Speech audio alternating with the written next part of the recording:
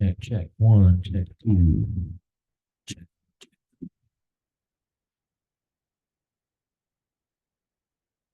You need me to keep going. Ah, hello.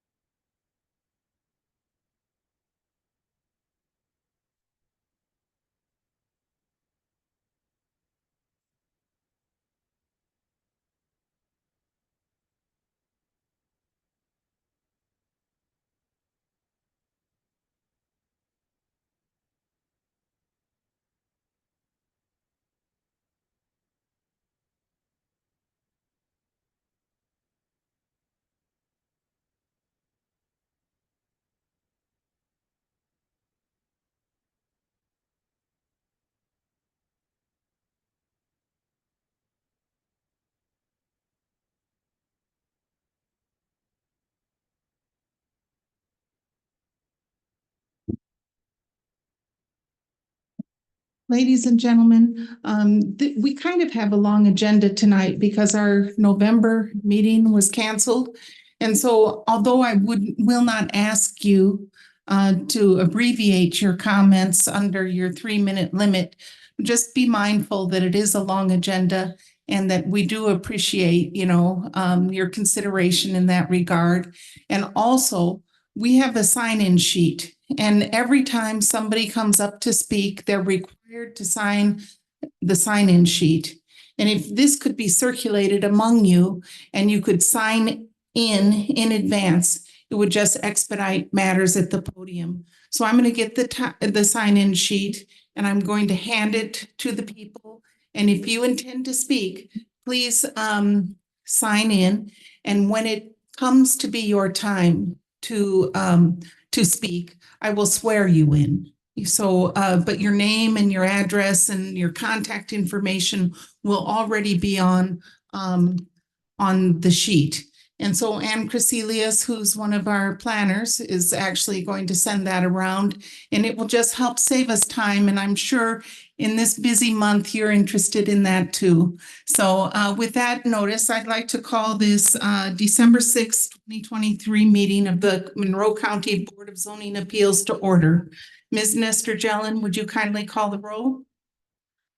Sure. Pamela Davidson, I'm here. Guy Loftman, Here. Dee Owens, Here. Margaret Clemens. Here. Skip Daly. I believe Skip is listed as an attendee, and if tech services can promote him, I'll go ahead and mark him as present. Thank you. Okay, is there a motion to introduce the evidence? I move that we introduce the evidence for the Second. December 6th meeting. And Second.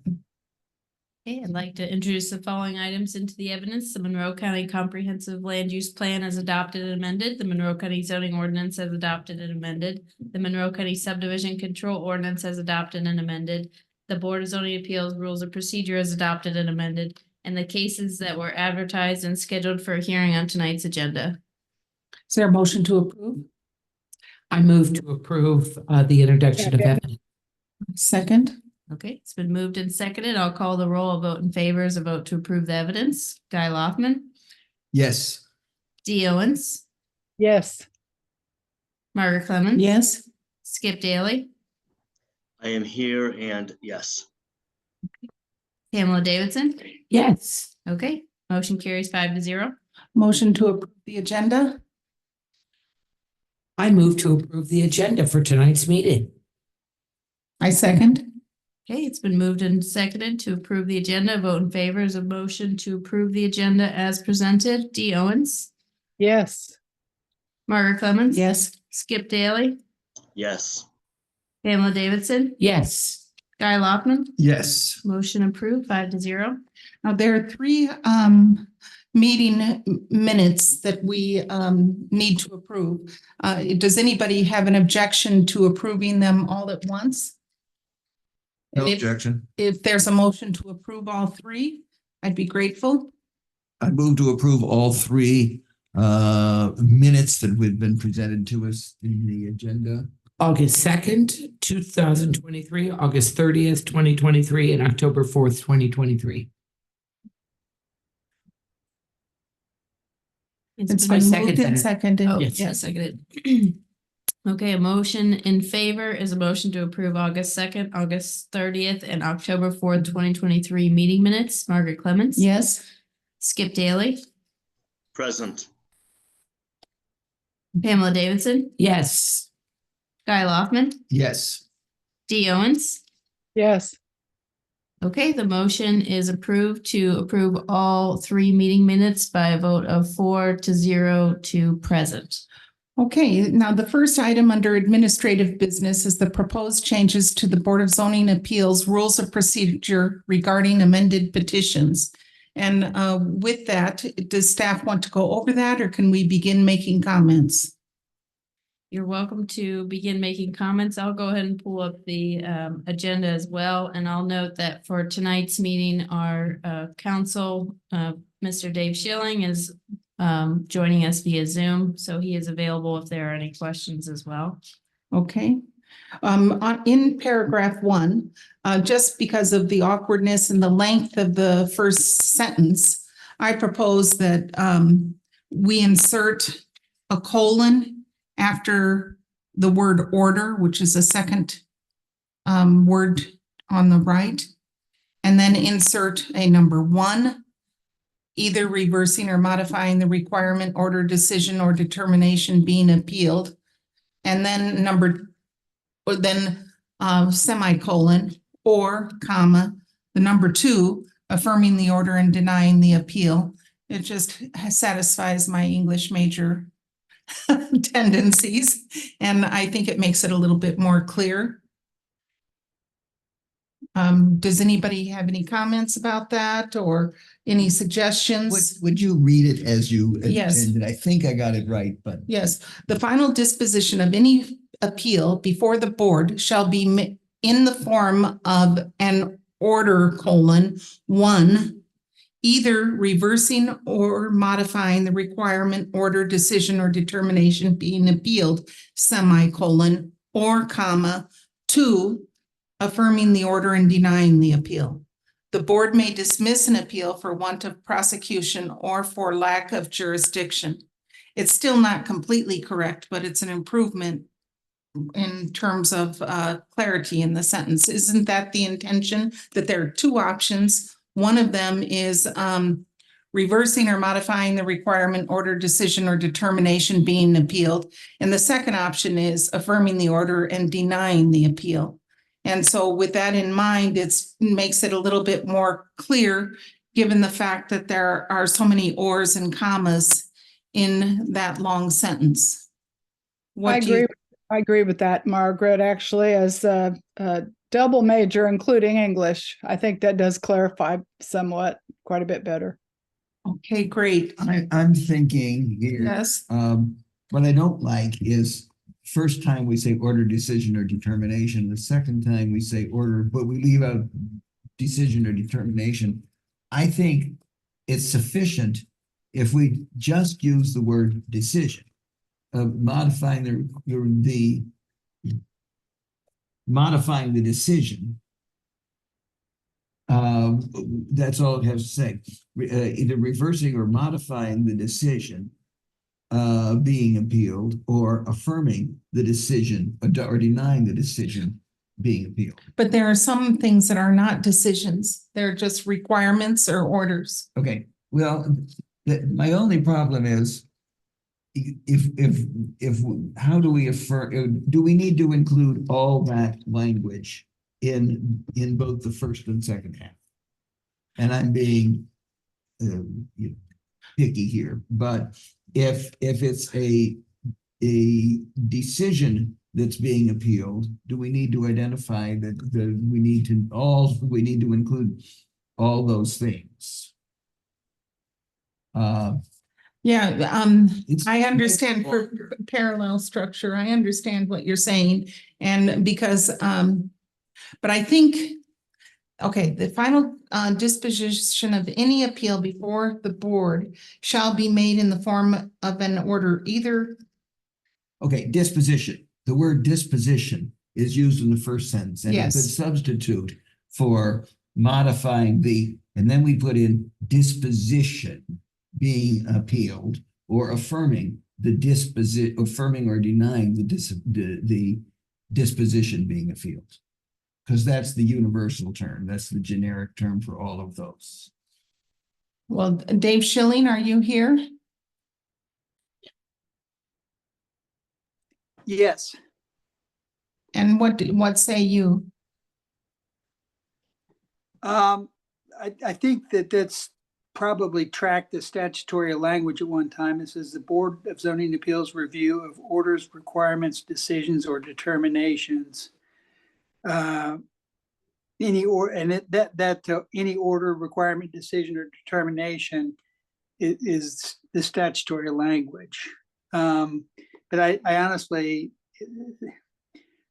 think that any one of those could be considered a determination or a decision. Or the disposition. A disposition, yeah, Considered disposition. I'm saying that's the generic term that Yeah. includes all those. And if we just use disposition, I agree it doesn't perfectly track the statute, but I don't see any potential confusion. What do you see, Dave? I go either way on that. I think as long as everybody understands how the rules are to be applied, that's fine. And I think the disposition is clear enough. Okay, so could you read it then? Okay, so I'll do my best. The final I'll read it the way I've got in mind. okay, and yes, See how this works. yes. The final disposition of any appeal before the board, the final disposition of any appeal before the board shall be in the form of an order either reversing or modifying the disposition being appealed or affirming the disposition and denying the appeal. I think that works for me. I like that. So is that a motion then? I move that we adopt the proposed Article 8 final disposition of cases, paragraph 1, as I've just proposed amending it. I second that. May I ask a quick question? Yes, Mr. Daly. Sorry, I didn't I didn't have my hand raised. It's, adequately solicit comments. Thank you, Mr. Daly. is that that handles bullet point 1? Are there, before a motion, I would want to make sure that, is everyone good with bullet points 2, 3, 4, etc.?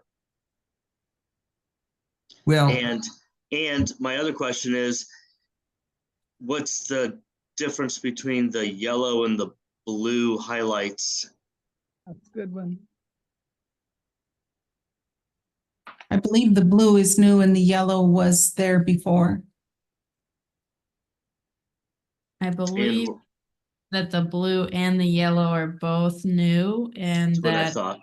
blue might be one of the amendments after talking with one of the BZA members, but Dave could confirm. yeah, Yeah. when I looked at this, I looked at paragraph 4 and called Dave and suggested that the part in blue be added.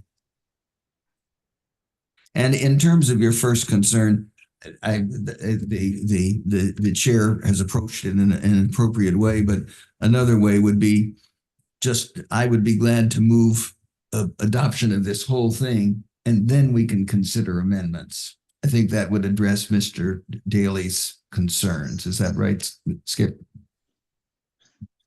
Well, I don't know why we would approve the whole thing if we have potential amendments on it. Okay, well,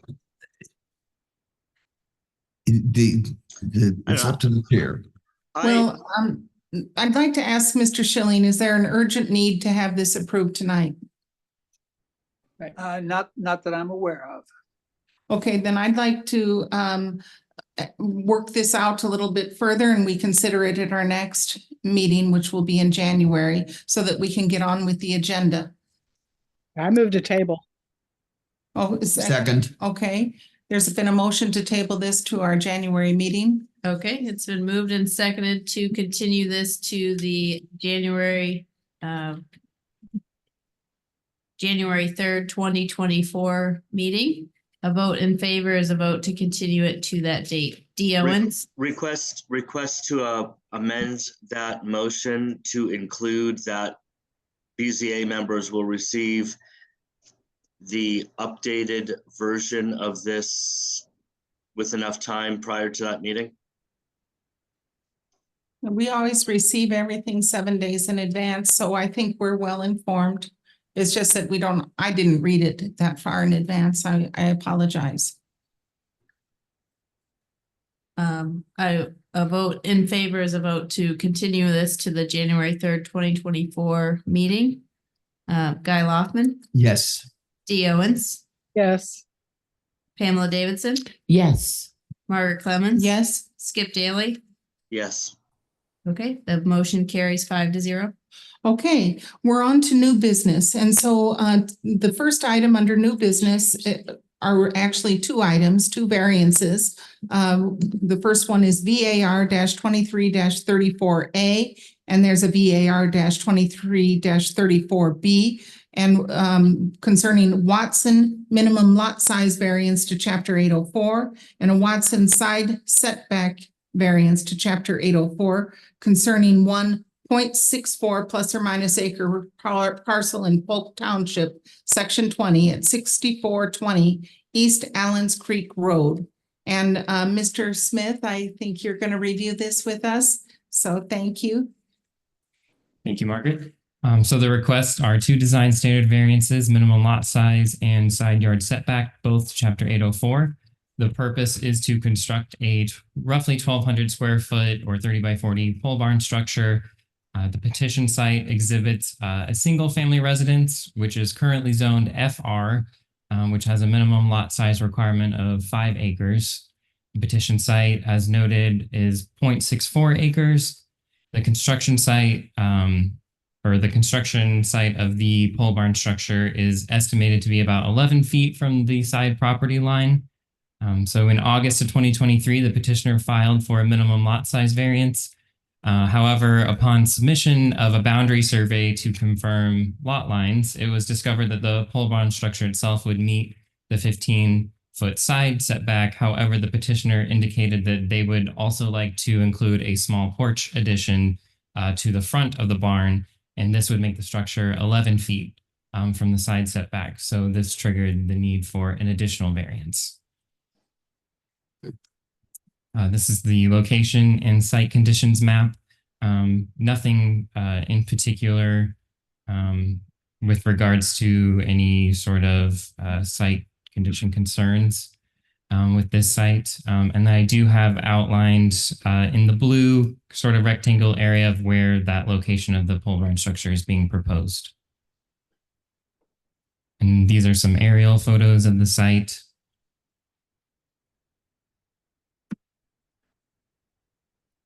And then these are some site photos. I do believe the petitioner did outline in white here. You can see at the bottom left-hand corner of the screen the location of where the proposed structure is going to go.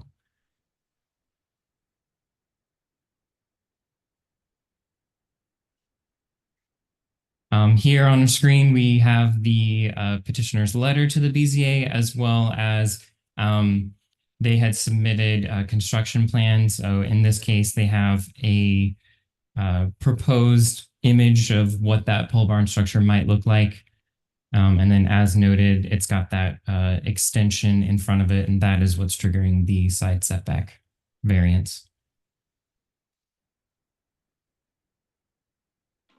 And then on the left side hand of the screen here, we have the petitioner's site plan.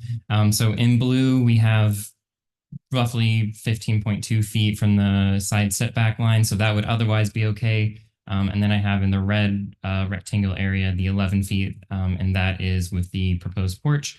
And then on the right-hand side, they have the boundary survey that was submitted to staff.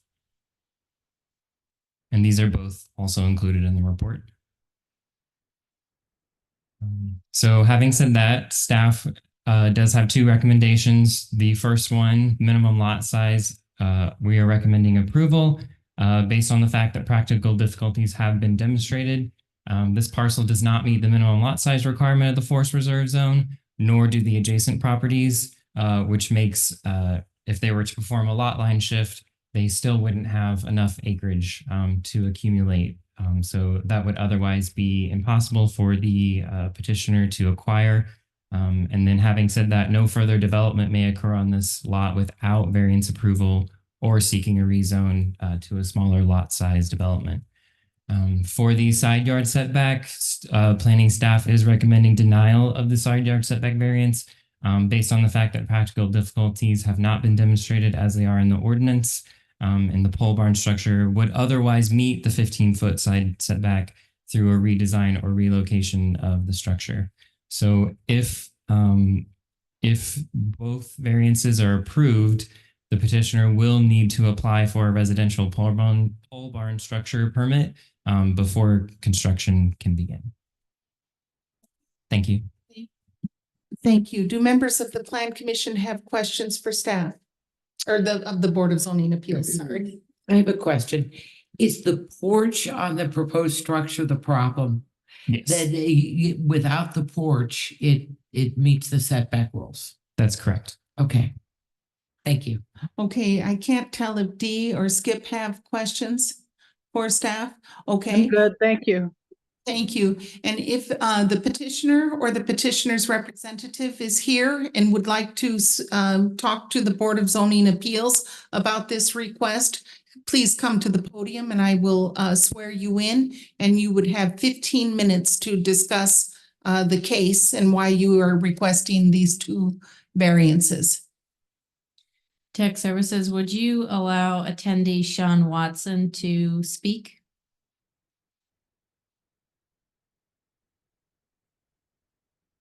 And Sean, if you could unmute your microphone. And try Okay, to I'm here. Thank you, Mr. Watson. Would you kindly raise your right hand? And do you swear to tell the truth, the whole truth, and nothing but the truth? Yes. Okay, now, if you could go over your request and why you believe that you should warrant these two variances, we'd be grateful. You have 15 minutes. I mean, I've just recently purchased the property. Would like to have the building to store. Obviously, live near the lake. I have a boat that would be to be stored inside instead of being sitting outside. Is for the reason for the barn. Obviously the barn would probably end up being with a couple of different boats that I do own would be full. Otherwise, that's why the addition on the front would be more like a carport for me for my vehicles. The property was set for obviously a home to be there, but there was no ever a garage of any kind. So I'm just trying to get something to be able to store for storage, and then obviously the parking of my vehicles to be out of the sun and the elements. On that front corner on that covered part, I know that I'm missing it by 4 feet. I have went and talked with the electrical company there. They actually like my plan. And the reason being is there's a telephone pole at the back of my property that you may or may not be able to see on those drawings, but they're not unable to access that. They have to have a gravel parking area to get to these. I've actually went through and I've gotten my own easement for that area, which is a 10-foot easement for the electrical company, and my neighbor also there to the I believe that's going to be to the east also has granted them another 10-foot easement. So there is now a 20-foot easement in place where that 4 foot that I'm encroaching would really not be an issue. And the electrical company, although did not want to be involved, so they would give a letter if need be to you, stating that with my new addition and the gravel driveway that I would be, widening slightly in front of that barn, I have proposed with them to remove that pole. They're going to put some underground utilities buried in there for myself and for for 2 other neighbors, which have both agreed to that.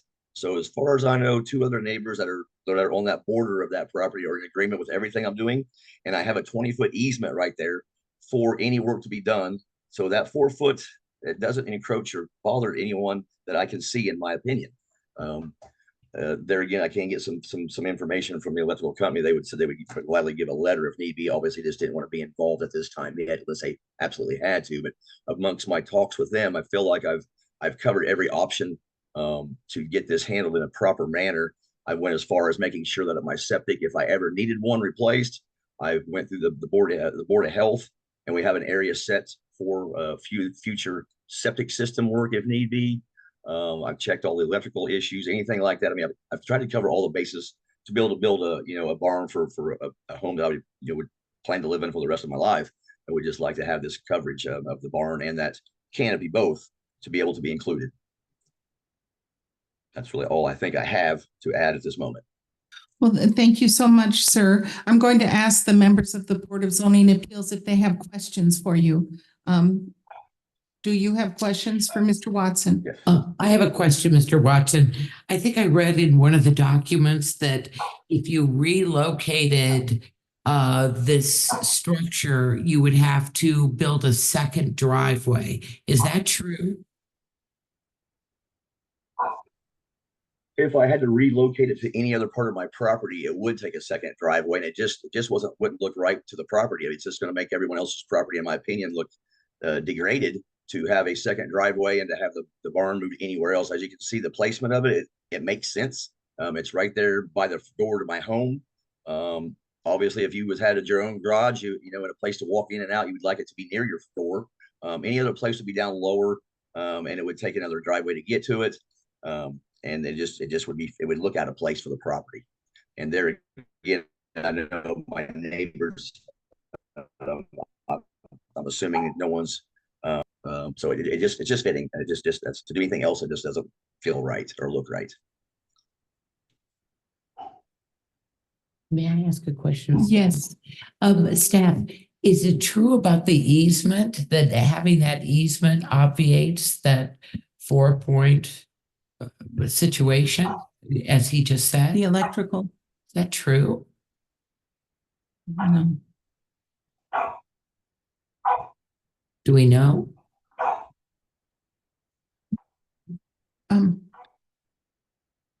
No, the easement is to the side yard setback, not to a utility easement. It's a side yard setback. And that's what seems to be in question. And the only thing infringing on the side yard setback is the proposed porch or deck on the pole barn. And I think it's staff's opinion that maybe that deck could be moved or redesigned. Am I correct? Just a question for the petitioner. When you say easement, do you mean setback, or is there an easement on the side of the property where the?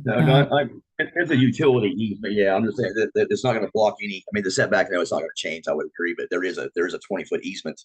I don't think that's going to change the property line, no, but it just gives a good wide easement for service work to those electrical lines. And there again, the neighbor that I would be, I guess, encroaching on is okay with the easement and signed his easement, has no issue with it being, 4 feet closer. I know that's nothing to do with maybe you guys, but there's no one disagreeing with what I'm doing on my, with the two neighbors in the area.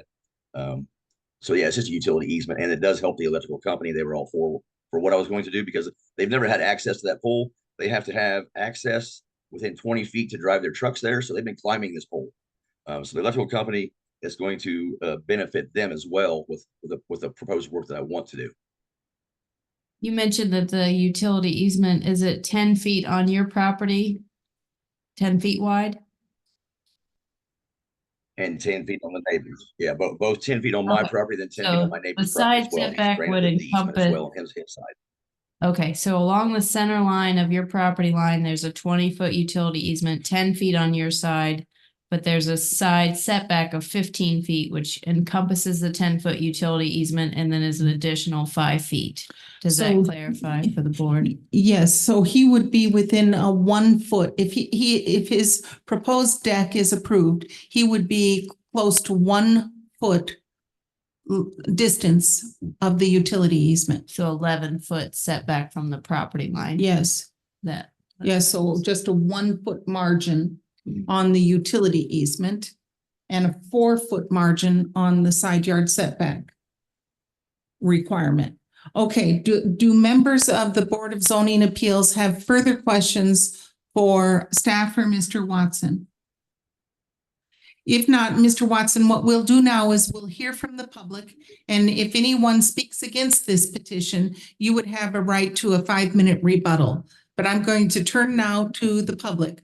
Are there members of the public either in this room or online or calling in by telephone who would like to speak about this petition? There, I see a hand raised.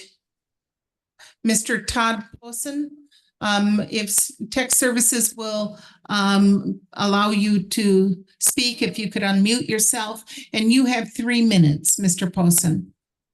And could I ask you to raise your right hand? And do you swear to tell the truth, the whole truth, and nothing but the truth? I do. Thank you, Mr. Posen. So please proceed. Okay, my property is directly south of Sean, so I have the roughly 2-acre lot directly to his south.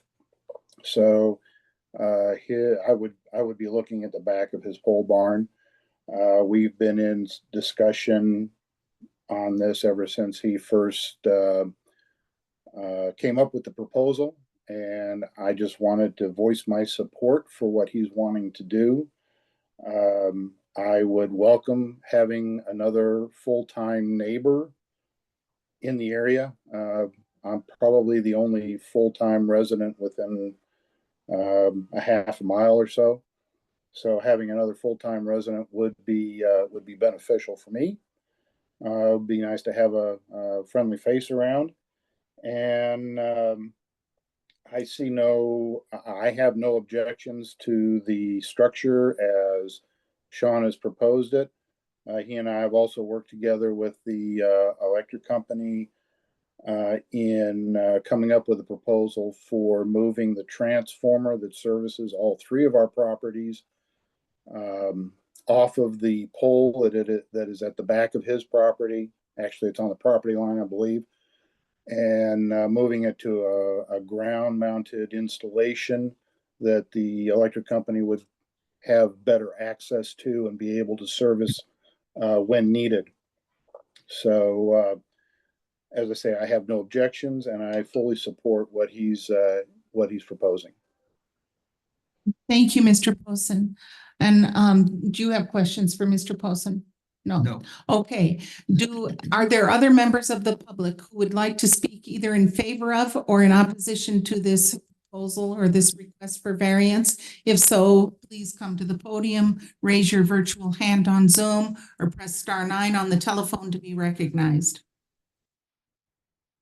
We see none, so we bring it back to the Board of Zoning Appeals for further discussion and or a motion.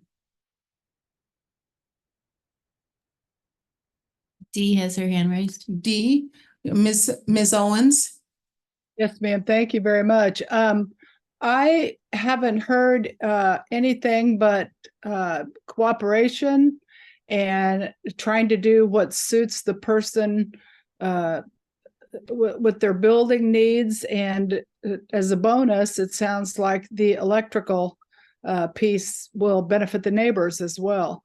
So I think I think both should be approved based upon what I've heard here and what I've read. And may I ask, is that a motion? Well, unless somebody else wants to discuss something, Skip's hand's up, so there's one. Oh, okay. Mr. Daly, I didn't see your hand. So, Mr. Daly? Hi, I suppose I have a quick question for staff. What about 804-2? Does that apply to the setback exception?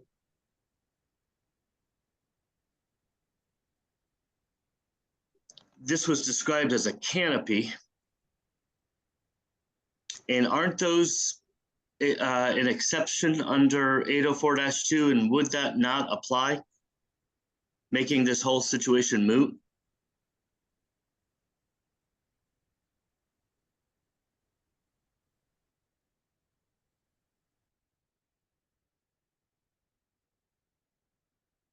Either staff or Mr. Schilling could weigh in on that. I see where Skip is pulling up. I'm just checking quick definition.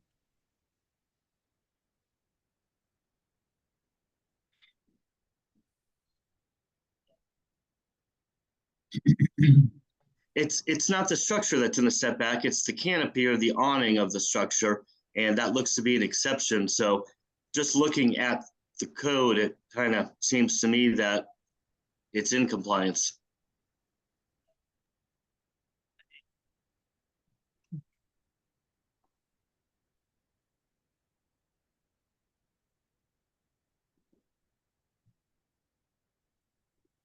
Does the canopy definition depend at all on the flooring material, on the concrete flooring, or maybe not? Because it often has decking. I don't know. So just for the public's own benefit, there's an allowance of a 3-foot encroachment into the setback for canopies. So they're asking for a 4-foot encroachment into the canopy. So I guess is that? I think our chair just kind of discussed with the easement that this would only be a 1-foot encroachment. No, there's a 4-foot encroachment into the side yard setback with the proposed deck, and a 1-foot encroachment into the utility easement that's there, the electrical utility easement. I think it would be 11-foot setback, so they would have 1-foot buffer between the utility Yeah, easement and the exactly, structure. exactly. And then they'd be 4 feet into the 15-foot side setback. So they would So meet they the. still require a variance, so Yeah. motion is still on the table. Yes, the motion, the need for a motion is still there. And if Ms. Owens would like to turn that into a motion, I would just like to ascertain if she believes that number one, it would not be injurious to the public health, safety, and general welfare of the community. And number two, that it would not affect the use and value of the adjacent area to the property, and it would not affect the adjacent properties in an adverse manner, and that the approval, including the conditions, seem appropriate, and that they are the minimum variance necessary to eliminate practical difficulties. So Ms. Owens, if you think that those 3 standards for the design variance apply, do you continue with your motion? Yes, ma'am. Thank you for that. Yes, I do believe that all the design standard variance approval standards are met. And I think in the case of variance 23-34A and variance 23-34B, I would move approval of both. Mr. Loftman? I believe you might have read the standards for use variance approval. No, they were here 812-6. Uh-huh. A, B, and C. Right here.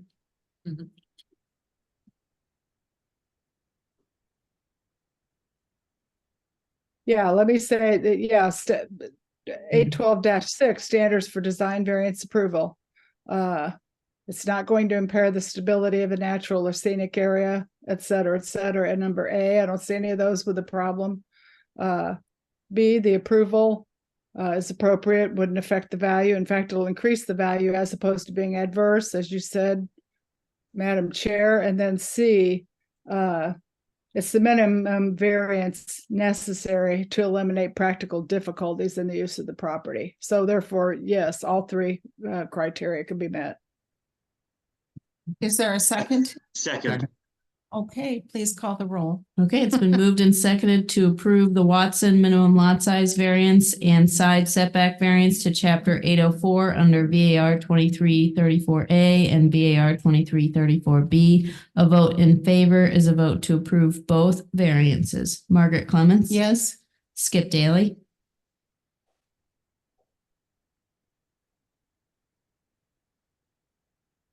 You have to unmute yourself, sir. I think I'll come back. I think he's having technical difficulties. Guy Loftman, Yes. Dee Owens, Yes. Pamela Davidson, Yes. and then Skip Daly, if you hold down the space bar sometimes. Yes. All right, thank you. Can you hear me now? Yes. Yes, please vote yes. Okay, And thank motion you. carries 5-0. Thank you, Mr. Watson, and thank you, Mr. Posen, for working so well together. It means a lot to us as we oversee the ordinance. Okay, we're moving on to items 3 and 4 on the agenda.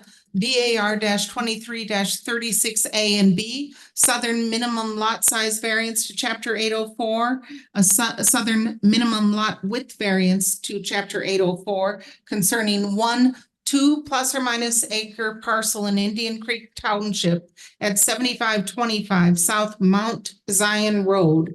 And Mr. Myers, if you would review that case with us, would we be grateful? Thank you. So this is a design standards variance for the minimum lot size and minimum lot width standards from chapter 804 at the address just described. The petitioner is proposing to construct an approximately 1,600 square foot residential accessory structure on the subject property. Proposed location of the structure will meet setbacks and buildable area. Subject property is zoned agricultural rural reserve and contains 2 acres and measures approximately 160 feet wide at building line. Chapter 804 of the Monroe County Zoning Ordinance requires property in this zoning district to have a minimum of 2.5 acres and a measure at least 200 feet at building line. In August of 2023, the petitioner, Mr. Kevin Southern, requested staff's assistance in creating a scaled plot plan for his proposed 40 by 40 residential accessory structure. Planning staff assisted with creating the scaled plot plan and informed Mr. Southern that a minimum lot size variance and a minimum lot width variance would be required in order to release a new construction permit for this subject property. Here I have the location map. It's in Indian Creek Township. And the site conditions map on the bottom right corner of the screen. You'll note that there is some small areas of non-buildable area that is sloped greater than 15%. The structure will not be encroaching into any of those areas. Here we have a aerial image of the petition site. And another image here.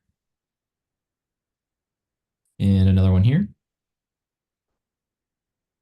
And then on this page, we have the letter of the owner, Miss Alberta Southern, and she is the property owner and is giving the permission for Kevin Southern to represent her as the petitioner and to apply for this variance.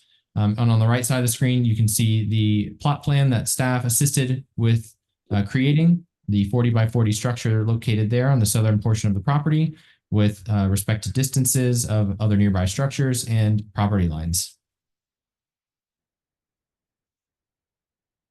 So overall, staff recommends approval of both of these variances, the minimum lot size, chapter 804, and the minimum lot width, chapter 804, based on the findings of fact. Yeah, if you have any questions, please let me know. Do members of the Board of Zoning Appeals have questions for staff? Not Okay. I. Okay, then we're going to move to Mr. Southern.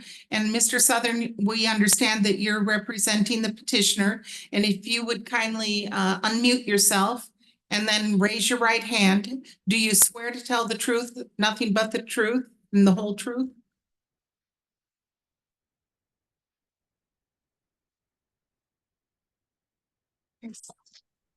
I do. Thank you, Mr. Southern. You have up to 15 minutes to go over the case with us and make your case. So we look forward to hearing from you. Okay, this is a garage for storage. I want to restore some old tractors, and basically that's what the purpose of the garage. Well, that looks good. And if your testimony is over, we're going to hear from the public. And if anybody is in opposition to your request, you'll have a few more minutes to talk with us in defense of the idea. Is that okay with you, sir? Yes, that's okay. Okay. Thank you. Are there members of the public here in this room who would like to speak in either support or in opposition to this petition?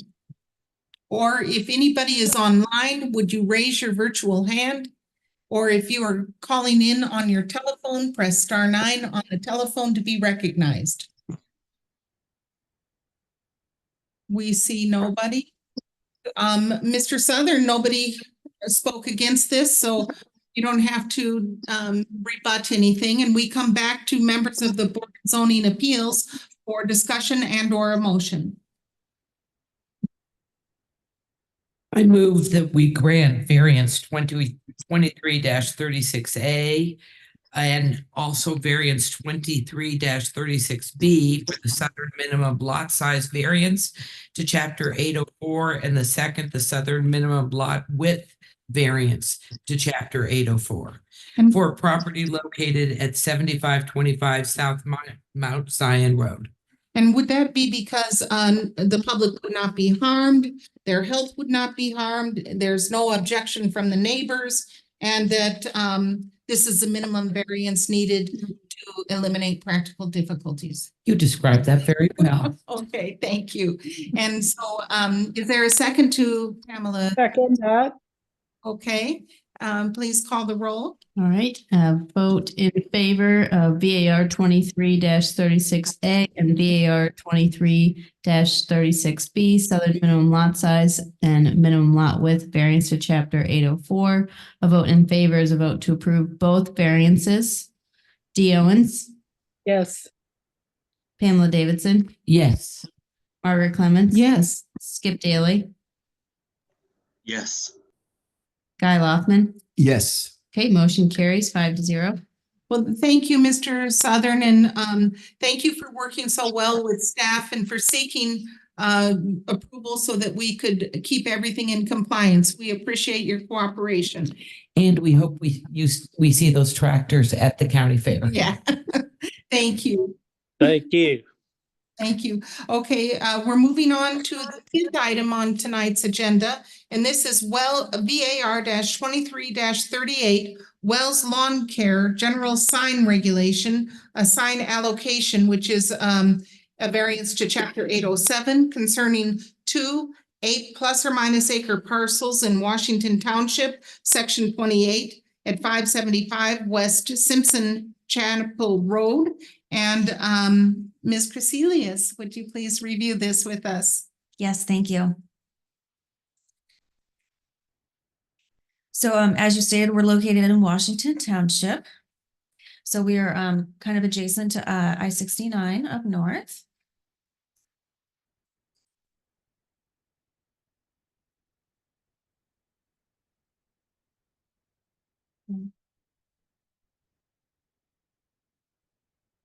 Just one moment, thank you.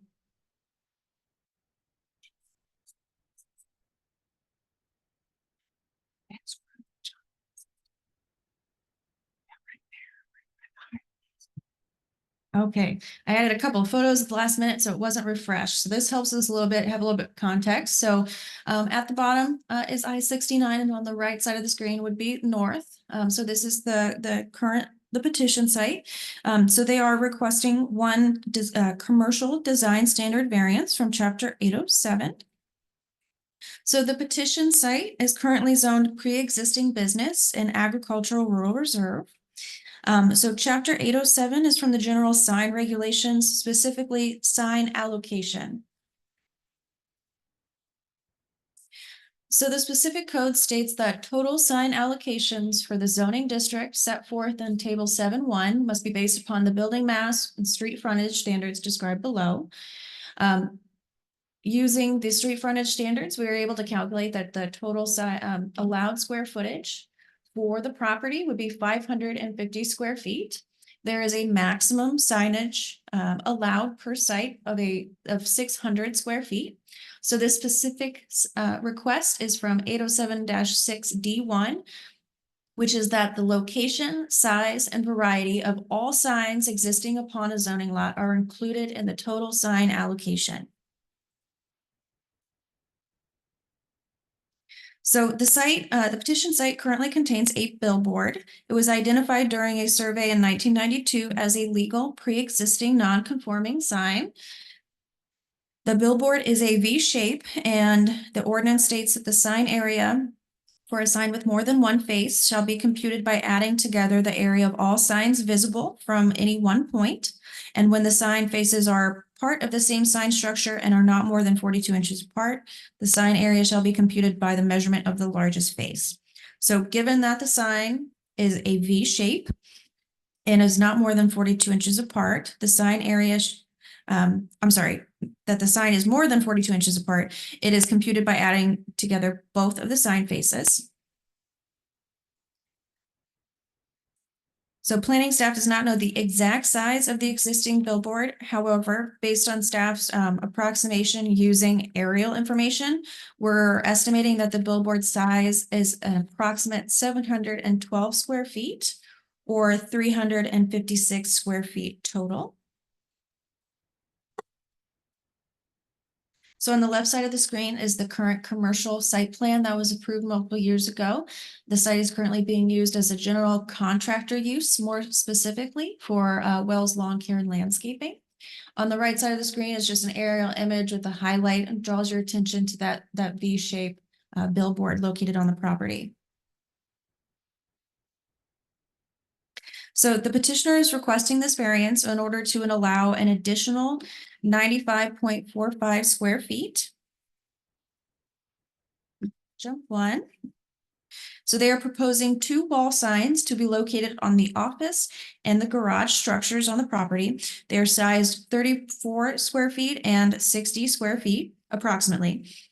This would allow the petitioner to have a total of 807.45 square feet of signage on the site using the staff estimate for the billboard above. So Chapter 807 states that notwithstanding other provisions of these regulations, no premises with any commercial or industrial zoning district may be restricted to less than 75 square feet of sign area, nor shall any premises be permitted to display more than 600 square feet of sign area. The petition site contained a legal easement at the time it was purchased by the petitioner in 2019. The previous owner, Softlight of Bloomington LLC, granted this easement to TLC Properties Inc. in 2008. The easement allows the grantee perpetual servitudes of use that runs with the land and allows the grantee access for service, maintenance, improvements, modifications, or relocation if the sign structure is condemned. So this is just a larger view of the overall approved site plan for the property. Here are 2 of the surveys that are pulled from the easements. So on the left, I believe is the original easement, just the survey that was included with the easement document. And on the right is the most recent survey with the easement document.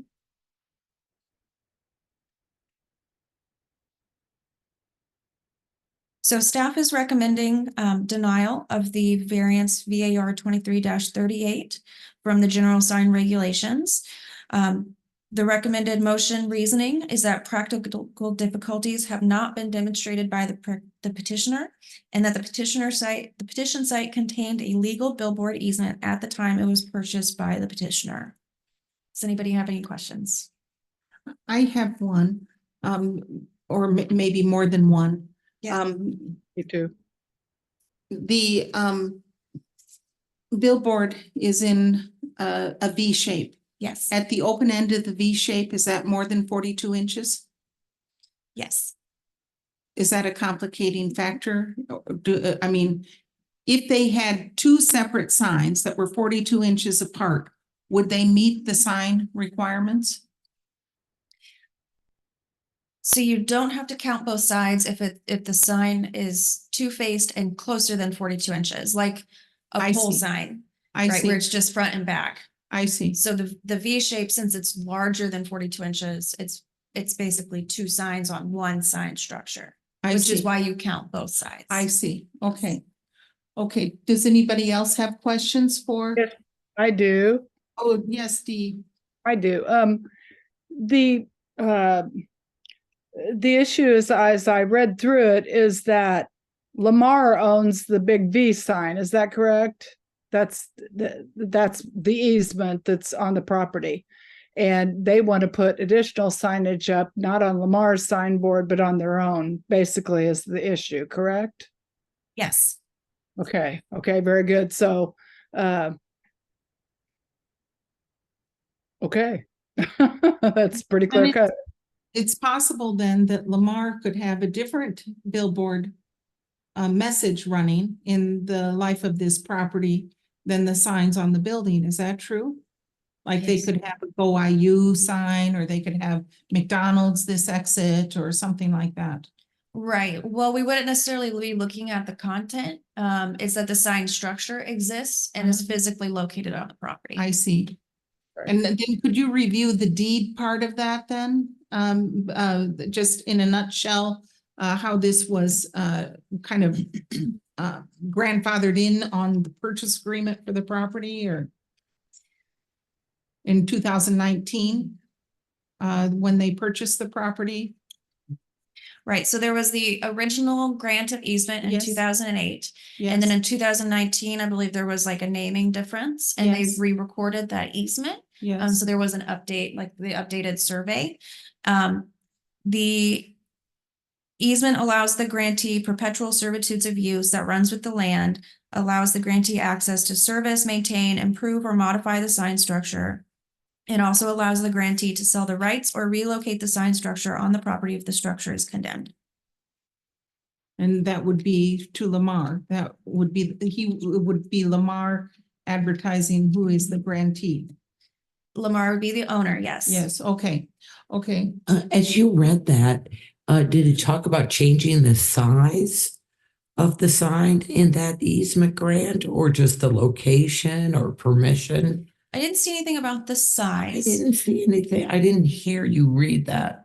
Now, the easement document is much longer than what I just quoted. Yes, Yeah. yes. Now, when we are looking at a pre-existing non-conforming sign, generally you're held to the size that you have when identified as legal pre-existing non-conforming.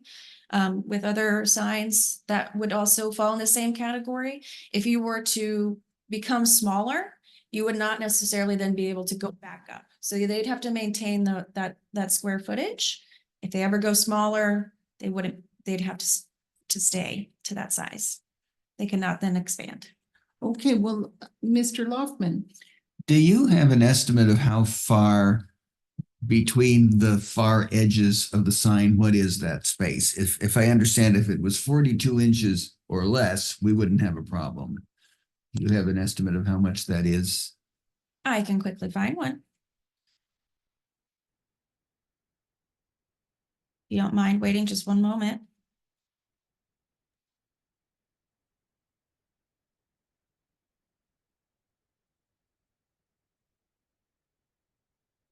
So I'm just using Elevate GIS, which is open to the public. They have a measure tool. So I'm just going to the measure tool and the site using aerial imagery. we have such smart staff. And so obviously there's shadows, Yes, so there could be error in this. But the widest point of the V looks to be about 11 or 12 feet. So it's way more than 4 feet, than 42 inches. Yeah. yes. At least quite, okay. Is this billboard on the top of the house of the building? Yeah, let me go back a couple photos on the slideshow. Well, actually, here, these are the petitioners submitted photos. So on the bottom right, you can see the two billboards, and then I'm gonna keep going. So the red arrow, so it's located above their remodeled garage. But on its own pole. Right, so Not on that the- garage is 2 stories. It's an office, part garage, modeled to kind of be a barn shape. So it is So it protrudes over the roof, but Yes. it doesn't stand on the house in any way. that's correct. They're not physically Okay. corrected. That just confusing, and I wanted to understand it. Okay, thank you. If the petitioner, Mr. Wells or Ms. Taylor, would like to address the Board of Zoning Appeals, please come to the podium and I will swear you in. Thank you for being here tonight. If you both plan to speak. You have a total of 15 minutes. You can be together. And if you both would raise your right hand, do you swear to tell the truth, the whole truth, and nothing but the truth? I do. Thank you. Okay, so you have 15 minutes to talk with us about your business and your signage. Sure. Okay, so I'm local to the area. I graduated from Edgewood High School. So studied at IU and studied entrepreneurship and business management. As it was stated, I purchased this property in 2019. I started this business back when I was in high school. Our intent of purchasing the old Softlight facility on the interstate honestly was to have visibility and to have people recognize us, right? It's kind of the intent of having, we have about a half-mile road frontage along the interstate. Currently, we don't have that visibility. The turf area that the state owns between the interstate and our building is a no-mow area. So the brush is too tall. You can't even see our trucks from the roadside.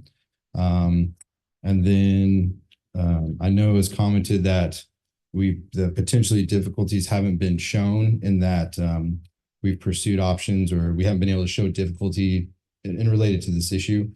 My comment on that was I did have a letter from Lamar, from the representative for this area, and that particular billboard is sold on long-term contracts. So if you go on their website, you can't even find that billboard because it's not available.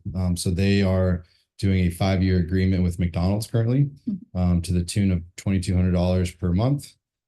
So it's like $132,000 for a 5-year, right? And the other side, they said Oliver Winery has it indefinitely, and they just said we're never going to consider other businesses. So if I did want to pursue the billboard myself, I can't. It's 5 years out, and then I'm going against a 5-year agreement with McDonald's. Yes. Obviously, I don't own the billboard. I have no benefit from the billboard. I wish the billboard wasn't there, I'm being honest. And when we did purchase the property, as it was stated, the easement rights, so to speak, were sold off before I had purchased that. And we did purchase the property knowing that there was a billboard there and knowing that I had no claim, so to speak, to that particular easement. Yes. So I think our main concern with this is just with the goal of just being able to have visibility on our building, just so people know that our business is there. Makes sense. Thank you. Ms. Taylor, did you have anything to add? Yeah, I just wanted to add one additional piece of information. The signs that we're proposing are illuminated, but they're internally illuminated. So there's no spotlights or anything that's going to be glaring. I know there's residential houses close by, so I just want to make sure that was clear, that it shouldn't be a problem as far as the neighbors are concerned as well. Okay, thank you. Now we're going to hear from the public, and if anyone speaks in opposition to your request, we'll bring you back for a 5-minute rebuttal. Oh, yes. May I ask one question? I'm struggling with this. So the billboard is owned by Lamar, but you are the renters of the no. Nope, I have no sign on that billboard. I have no stake in the billboard. Lamar basically owns the billboard, owns the easement rights to it, and then has longstanding contracts with other people. So I've received zero benefit whatsoever from having the billboard. In fact, a higher burden may be placed on them for visibility because they're right underneath a sign that has nothing to do with their business. Sure. Yeah. Yep. But you've brought this petition to expand the size of the billboard? No, the petition has nothing to do with the billboard itself. It's just to put signage on our warehouse and our office space. Got it. And so Thank you. that's the conflict, is that the billboard is there preventing us potentially from having a signage on just our building itself. Because there's a total square foot limit, no matter what it pertains to. Like if it pertains to McDonald's or Oliver Winery, and then Wells comes in and they want to put their own sign, if it's all been usurped by a billboard that has nothing to do with their business, then they're prevented just by the sign limitation, if I understand correctly. Boy, that helps a lot. Yeah. Thanks. Yeah, so I'm going to open it up to the public. If there are members of the public who would like to speak in support of this petition or in opposition to this petition, please come to the podium. Please raise your virtual hand on Zoom, or please press *9 on your telephone to be recognized. I can't tell if people are responding. Okay, okay, so I'm come back now to the Board of Zoning Appeals for further discussion and or a motion. Yes, Mr. Loughlin. Can I ask a Yes, staff of question? course, yes. If this billboard were flat were parallel and close together, then it would be 400 feet, not 800 square feet. Is that That's correct. basically right? And the 400 feet plus, it's just 60 feet of signage that these people want to add? It's a little bit more. I think it's 207 square feet difference. I think they're limited to 600 square feet and if, am I right? It's about 207 square feet total variance. Yes, they're requesting an additional of 95.45 square feet. That would be Okay. 2 wall signs. The total square footage for the entire site is 600 square feet. Yes. Okay, but if it were, instead of being treated as 800 some, if it was just treated as one sign, I know that's not the regulation, but this is going to help me in my understanding of it. Then they want 95 feet. You add that to 400 feet, and it comes out within the limit. So the problem is the reason they have a problem is because those signs aren't parallel to each other. If they were parallel and close to each other, we wouldn't have a problem. Okay, that helps inform my decision. And in light of that, Let's just see if Dee has any questions. Oh, good. Or I think Dee, I can't tell if Dee has her hand I'll raised. just say that my question was going to be, why not just rent from Lamar and use that sign? But the applicant answered that, saying that they've already got a 5-year commitment and they probably won't change. I would say, on the other hand, having heard this discussion, that it's entirely what thought is, and maybe this is something Ann can answer too. I know that if they made the signs, Lamar made their signs smaller, then they're stuck with that size.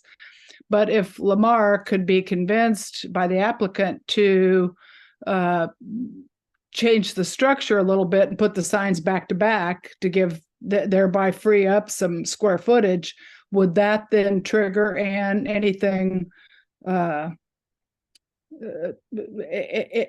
because it's pre-existing non-conforming?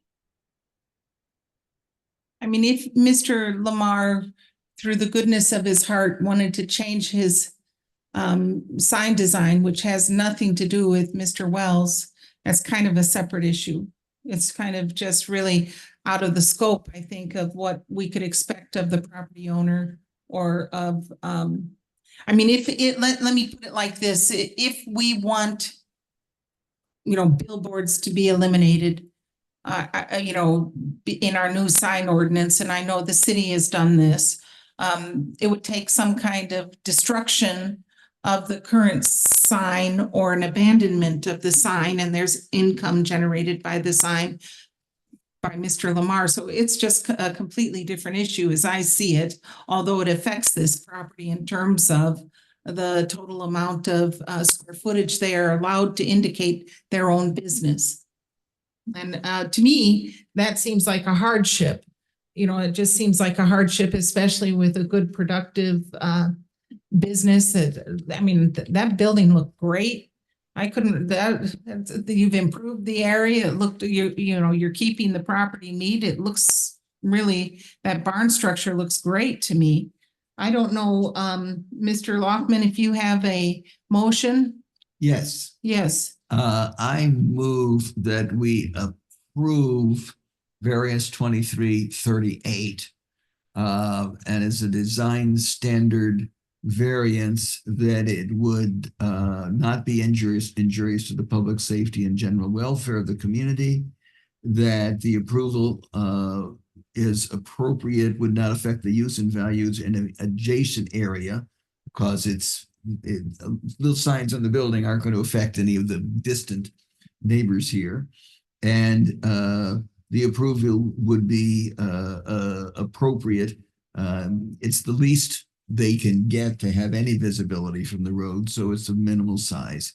And there were no opposition raised. So in light of that, I move approval. I'll second that. Okay, All right, it's been moved and seconded to approve VAR 23 38, which is the Wells Lawn Care General Sign Regulation for sign allocation to chapter 807. A vote in favor would approve adding additional 95.45 square feet of signage to the property. A motion in favor is a vote to approve. Guy Loftman, Yes. Dee Owens, Yes. Pamela Davidson, Yes. Margaret Clemens. yes. And I'll note Skip Daly has left, so the motion is 4-0 to approve. Thank you for coming in tonight and thank you for working with us and honoring our code and for being valuable members of our business community. Thank you. We move on now to item number 6, VAR 23 40. Heard rear yard setback variance to chapter 833 concerning 1.20 plus or minus acre parcel in Van Buren Township, section 1 at 511 South Village Drive. And Ms. Crecelius, if you would review that with us, we'd be grateful. Yes, thank you. Okay. So as you stated, we're located in Van Buren Drive. We're in an older neighborhood called the Highland Village 5th Edition. So the property is platted. So the petitioner applied for a residential building permit / improvement location permit in 2017 for an addition to the residence. At that time, it was discovered that the petitioner had built an elevated back deck without an improvement location permit. The notes from the zoning inspector at that time states that the deck was under 30 inches in height and wouldn't require a permit from the building department. They then incorporated this design into that current building permit for the residential addition. The deck structure would require an ILP from planning, meaning that the structure would still be required to meet all setbacks. From the zoning inspector's review notes, the deck was then included in the review permit. So despite that the deck was not necessarily triggered to have a building permit individually, a deck structure would still be required to meet setbacks. Go back. So the site plan provided at that time showed that the deck was encroaching approximately 13 feet into the required 19-foot setback. The zoning inspector did not catch this at the time, and an ILP review was completed in September of 2017 for the addition and the deck despite the deck encroachment. The petitioner paid for and picked up the residential building permit in March of 2018. So the building permit expired in March of 2019 and the ILP expired March of 2020. No permit renewal was received, nor was there evidence that a renewal was requested. The building department inspector went forth and completed 3 different inspections of the room addition post the permit expiration. The permit states that the inspector never communicated that the permit was expired, and the inspector left normal post-inspection notes, like okay to continue with the petitioner. The petitioner continued working on the addition despite the permits expiring. The permit and the permit's issuance date and the expiration are located on the front of a building permit and on the improvement location permit or ILP. In September of 2023, the petitioner contacted the building department for a final electrical inspection for the room addition. And at that time, the building department informed them that their permit was expired and that an entirely new application was required. So here on the screen is a site plan that staff has assisted the petitioner with for the new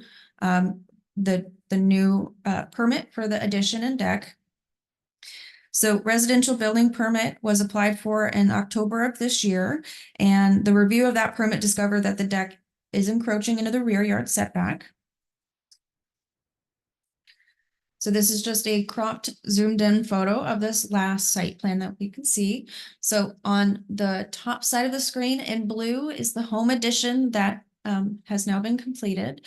Outlined in green is the porch that we are discussing here today. So at the bottom right of the screen, you can see that the porch extends to the east of the property. So the yellow line is the 19-foot rear yard setback. Now, Chapter 833 of the zoning ordinance does allow for certain types of structures to encroach. So 833 says that a deck that is not covered can encroach into a setback up to 6 feet. So taking that into account, that means that the petitioner can have a setback of 12 feet. The deck that was built is still encroaching 6 feet into that. So they're requesting to have a 6-foot rear yard setback to allow the existing deck to remain in its location. So just a couple of photos. This deck has now been there for years. So we can see it's not covered. It extends to the edge of the fence, which is 6 feet from the property boundary. So we're looking east towards the property boundary, and over that fence is the additional 6 feet to the edge of the property, which is a drainage easement. So at the time of review, there was a concern that this encroachment would be into a platted drainage easement. We've worked with the MS4 coordinator and we've identified that there is no encroachment into the drainage easement. And so that is a great development. So just to reiterate, because there were errors made, that a deck under 30 inches in height does not necessarily require a permit from the building department, but that a deck structure would still require an improvement location permit from planning and would still be required to meet all setbacks. So the deck encroached approximately 13 feet into the 19-foot setback. With that allowance under Chapter 833, the 12-foot setback, the deck is still encroaching 6 feet. So this variance is to allow a 6-foot setback for the existing deck. On the screen is Mr. Barry Hurd's letter to the BZA.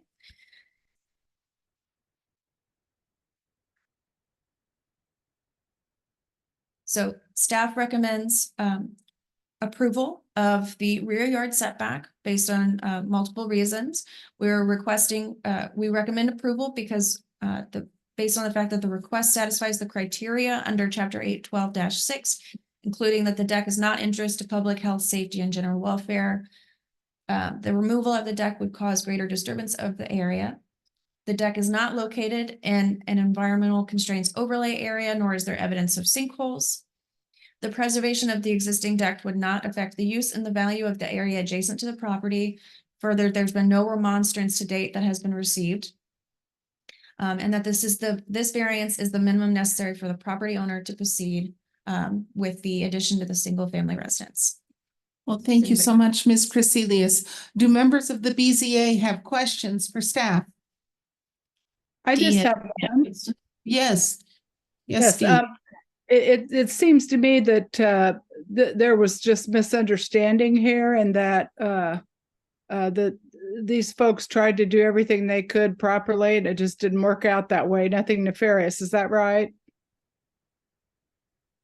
It seems that way. It seems like they really tried to work within our system, you know, and time and life intervened, and you know, that they, you know, they're trying to work within the system again by seeking approval for this variance. So I think so, Dee. Thanks. Mr. Lockman? I just wanted to say, not so much a question, but a statement of appreciation. I always like it if the recommended motion is laid out like this. It makes it makes it easy for me when I'm considering it. I thank you for that. Thank you. And so we'll turn to Mr. Hurd. I see that you're attending virtually. Would you like to present to us? And if so, would you please unmute Mr. Hurd? And Mr. Hurd, would you raise your right hand? And do you swear to tell the truth, the whole truth, and nothing but the truth? I do. And you have up to 15 minutes to talk with us about your request. Well, my name is Barry Hurd, and I just want to say that the deck that I built, I did get approval from the planning department, I guess, back in 2017. And the reason I built that deck and got asked for approval because of the I have major trees back there, and I have ground that just won't grow grass. I have grandkids that comes over, and I just tried to build that deck so they can kind of enjoy the backyard. That's nice. That's nice. Do members of the BZA have questions for Mr. Hurd? Oh, do you have more you'd like to say, Mr. Hurd? No, I'm fine. I just thank you very much. Okay, so I'm going to turn now to members of the public. If there are members of the public in the room or online or calling in by telephone who are either in support of this petition or in opposition to this petition, please either come to the podium, raise your virtual hand, or press *9 on the telephone to be recognized. And we see no one, so we turn back to members of the Board of Zoning Appeals for further discussion and for a motion. I'm ready to move that we accept variance 23-40, variance 23-40, the Hurd rear yard setback variance to chapter 833 for property located at 511 South Village Drive. And would you also For say? all the reasons that we heard from staff in that lovely motion Yes, that Mr. Loftman liked so well. yes. Those reasons. Is there a second? Second. Okay, please call the roll. It's been moved and seconded to approve VAR 23-40, which is the Hurd rear yard setback variance to chapter 833. A vote in favor is a vote to approve the variance. Pamela Davidson, Yes. Margaret Clemens. Yes, Guy Loftman, Yes. Dee Owens. Yes. Okay, motion is approved 4-0. okay, we're moving on to item number 7, VAR 23-41, Hudson minimum lot size variance to chapter 804 concerning 1.21 plus or minus acre parcel in Clear Creek Township, section 8, at 7594 South Old State Road 37. And Mr. Brown, if you'd review this with us, we'd be grateful. Thank you. So this request was triggered by a residential accessory structure permit R-23-1067. The petitioner intends to build a 192 square foot shed at this property and has already prepared a site to place it. However, it was found during the review that the property is only 1.21 acres in area, while the minimum lot size for agriculture rural reserve zoned lots is 2.5 acres. And here we do have a location map and a site conditions map of the area.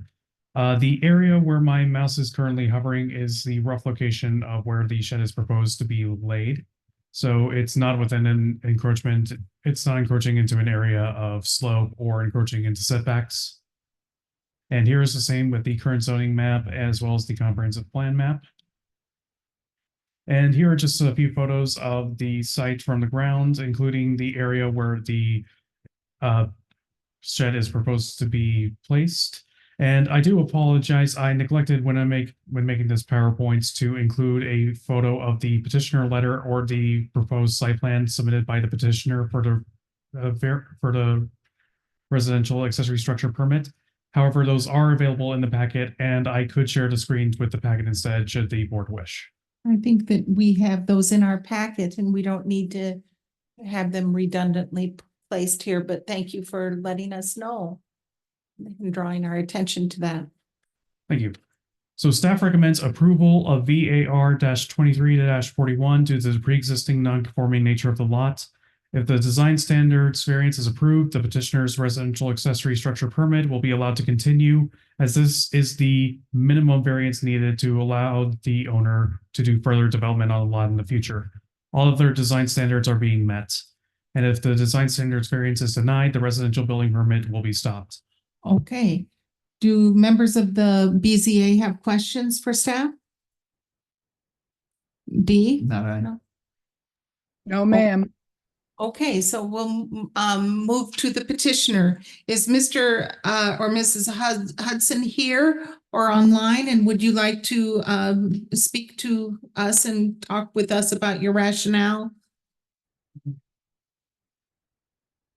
Okay, well, let me move to the public, and if they say have any objections, you'll have another chance.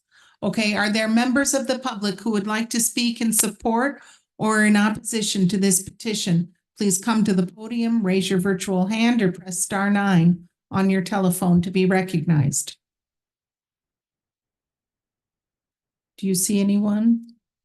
Okay, then we move back to the Board of Zoning Appeals for further discussion and or a motion.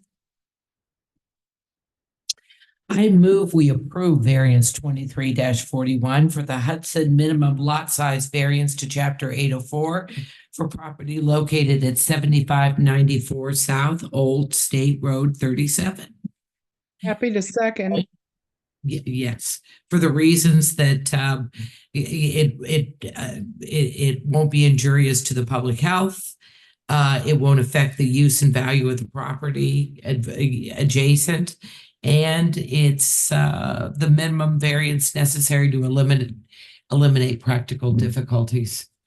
Okay. It seems like a modest sized shed from the footprint. Yeah, and I think Ms. Owens seconded that. Do you agree with everything that Ms. Davidson just stated? Yes, ma'am. Okay, All let's right, take. it's call been for- moved and seconded to approve VAR 23-41, which is the Hudson minimum lot size variance to chapter 804. A vote in favor is a vote to approve the minimum lot size. Dee Owens, Yes. Pamela Davidson, Yes. Margaret Clemens. Yes. Skip Daly, oh, is not here. Guy Loftman. Yes. All right, motion carries 4-0. So thank you so much, Mr. Hudson. Everything is approved and we appreciate your working with us. Thank you. We're moving on to the 8th item under new business, and that's VAR 23-42, the Williams use variance to tourist home cabin in chapter 802 concerning 1.39 plus or minus acre parcel in Perry Township, section 27 at 1901 East Luke's Court. And Mr. Myers, if you would kindly review this with us. Thank you. All right, so this is a use variance to add a tourist home / cabin use to a zoning district that does not normally permit this type of use category. The current property at 1901 East Luke's Court is zoned suburban residential, and the use of tourist home / cabin is not permitted in this zoning district. Subject property is 1.39 acres, and it exhibits the land use of a single-family dwelling. The petitioner intends to advertise the living space above the existing attached garage as a short-term rental. And according to the petitioner, the living space above the attached garage was originally built to house his daughter and son-in-law in 2016. They have since moved on from the property, so the petitioner is seeking to establish that living space as a short-term rental. Short-term rentals in the Monroe County zoning ordinance are classified as either a tourist home / cabin or as a bed and breakfast.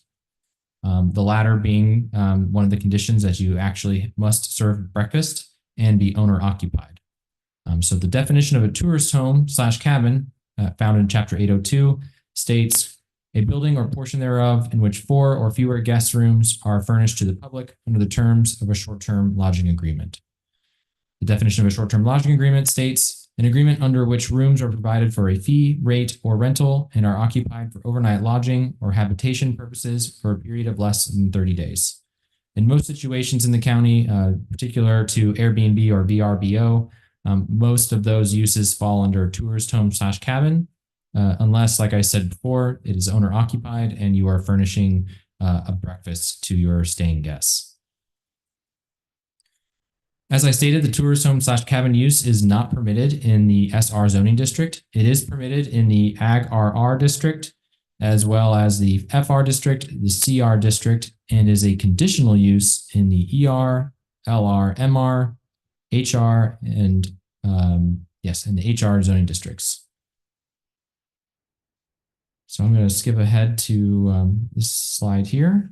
Tourist homes / cabins are also subject to a special condition. And that's number 48, chapter 802. I have that broken up into two separate slides here. Overall, there's a number of conditions that must be met. One of them being A, the lot must meet or exceed the minimum lot size and infrastructure facilities requirement for the zoning district prior to the commencement of the tourist home or cabin.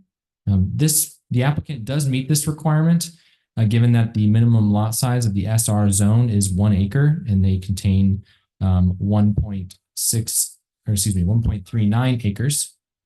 Normally, however, that requirement, being that it's in zones that are typically have a 2.5 minimum acres lot size, the applicant would not have normally met this requirement. But given that it's a district that doesn't typically allow this, he does meet this requirement technically. Item B is another item that property owners typically run into when trying to establish a tourist home / cabin. And that states that a tourist home or cabin shall be located no closer than 200 feet from any adjoining principal use structure not currently being used as a tourist home or cabin, or from the adjoining property setback line if no adjoining principal use structure exists. Based on measurements made on Elevate GIS, the applicant does not meet this requirement, given that they are 154 feet from the adjoining principal use structure across the street at 2000 East Luke's Court. So this is something that the petitioner would have to come back to the Board of Zoning Appeals and apply for a design standards variance to be approved for a tourist home / cabin, given that they cannot satisfy that condition. The remaining items of the condition 48 involve outdoor pool or spa facilities, parking rules, rules about staying at the tourist home / cabin, smoke detector rules, and solid waste and refuse rules, as well as how many guests per guest room. All of those, it is assumed that the applicant can meet those requirements based on the site, as well as pictures that staff has seen from the listing on VRBO or Airbnb. Okay, so there is some history to the site. This is Exhibit 9 in your packet. I will direct you to the yellow arrows on this exhibit that pertains specifically to this petition tonight. So in 2015, a permit was issued for a 3-bedroom single-family residence for this property. And in 2021, staff mailed an enforcement letter to the property owner requesting a cease and desist use of property as a short-term rental per violation of Chapter 802-5 for permitted land uses, being that the petitioner was operating a tourist home / cabin or a short-term rental on the property without being in the proper zone.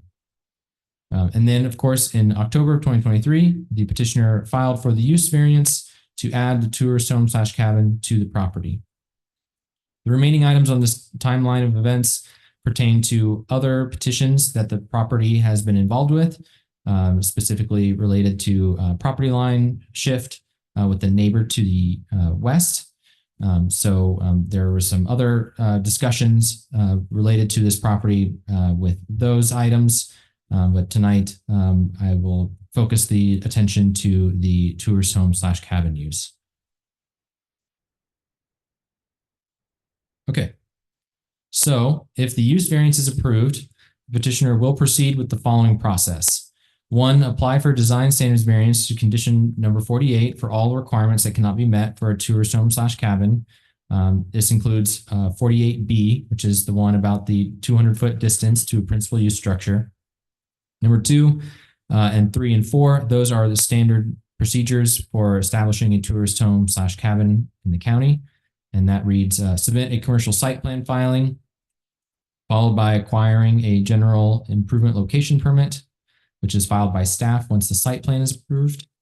And then number 4 is acquire a land use certificate from the planning department, which prompts staff to come out and inspect the property just to ensure that a parking space is available and other standards can be met for the tourist home / cabin.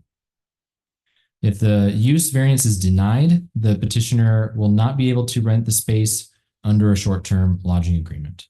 And I will remind you that the use variance criteria are different than the design standards variance criteria. They can be found, I believe, on page 2 or 3 of the packet, and at the very end of the packet as well. Those criteria can be found there. So I believe Ms. Owens has a question, and then I'll refer to the other members of the Board of Zoning Appeals. So Ms. Owens? Thank you very much. I'm now officially confused a little bit, but that can happen. So I thought a tourist cabin is different from a short-term lodging agreement. Is that incorrect? So a short-term lodging agreement is a definition in the zoning ordinance. It's not a use classification. Okay. There are Okay, only, so- yes. Mhm. So it falls under that. Okay. And the other thing was, you said that the building permit showed 3-bedroom septic, and that's in the house. Is there, there's another bedroom over the garage, so would that make it a 4-bedroom and therefore over the septic? That is something, yes, that is something that staff came to understand through the review of this petition. We are not sure if the septic system is rated for the presumably 4th bedroom that's over the attached garage. So we'll want to hear from the petitioner about how many bedrooms are in the structure, the single family residence, and the living space above the garage, because permits show that a 3-bedroom house was permitted in 2015, and then there's a septic permit for a 3-bedroom capacity as well. Okay, thank you. Okay. I have a question. In your summation, if we approve it, there'll be compliance. And one was that the structure is 200 feet from the primary structure. Can that be complied with? Is that true or not true? So we've dealt with use variance petitions like this in the past, where the first step is getting approval for the use variance or it getting denied. So if it's approved, then it has to come back with a separate petition that says, okay, now that the use is granted, there's still a design standard that we need to address, and whether or not we can get that approved or denied by the Board of Zoning Appeals. I would prefer to bring them both at the same time, but if the use variance gets denied outright, then all that work for the design standards variance is just moot. Thanks. Mr. Loftman, well, I have one question for Mr. Myers. There's nothing that would prevent the Mr. Williams from renting this on a yearly basis, is there? I mean, he could rent this as a long-term rental on a separate lease, right? Is that correct? That's a good question. So typically we have a use of a single family residence, and then we have a 2-family residence. It gets a little bit of splitting hairs when it comes to a separate attached unit like this. Yes. In most cases, if there's a separate dwelling on a property Yes. that already has an existing dwelling, we would classify that as an accessory dwelling unit. And I don't know if that use is permitted within this zoning district. I can check. Okay. And can you tell if the room above the garage is it like attached to the rest of like the upstairs of the house, or would somebody have to go downstairs and outside and in another door in order to access the house? My understanding, just from looking at the photographs that Yes. are available Yes. from the listing, that there is no internal connection from this dwelling unit to the existing single family residence. However, the petitioner could confirm Uh-huh. or That's pretty. so. Let me keep looking here. I can field other questions while I look as well. I have a heated driveway. I'm envious. I'll note that I believe the 2-family dwelling use is permitted on the site. However, I think, Drew, one of the conditions for 2-family is that they have a lot size twice that of the minimum required, and I'm not sure that they would have that but that would be a design standards variance. I see. Thank you, Jackie.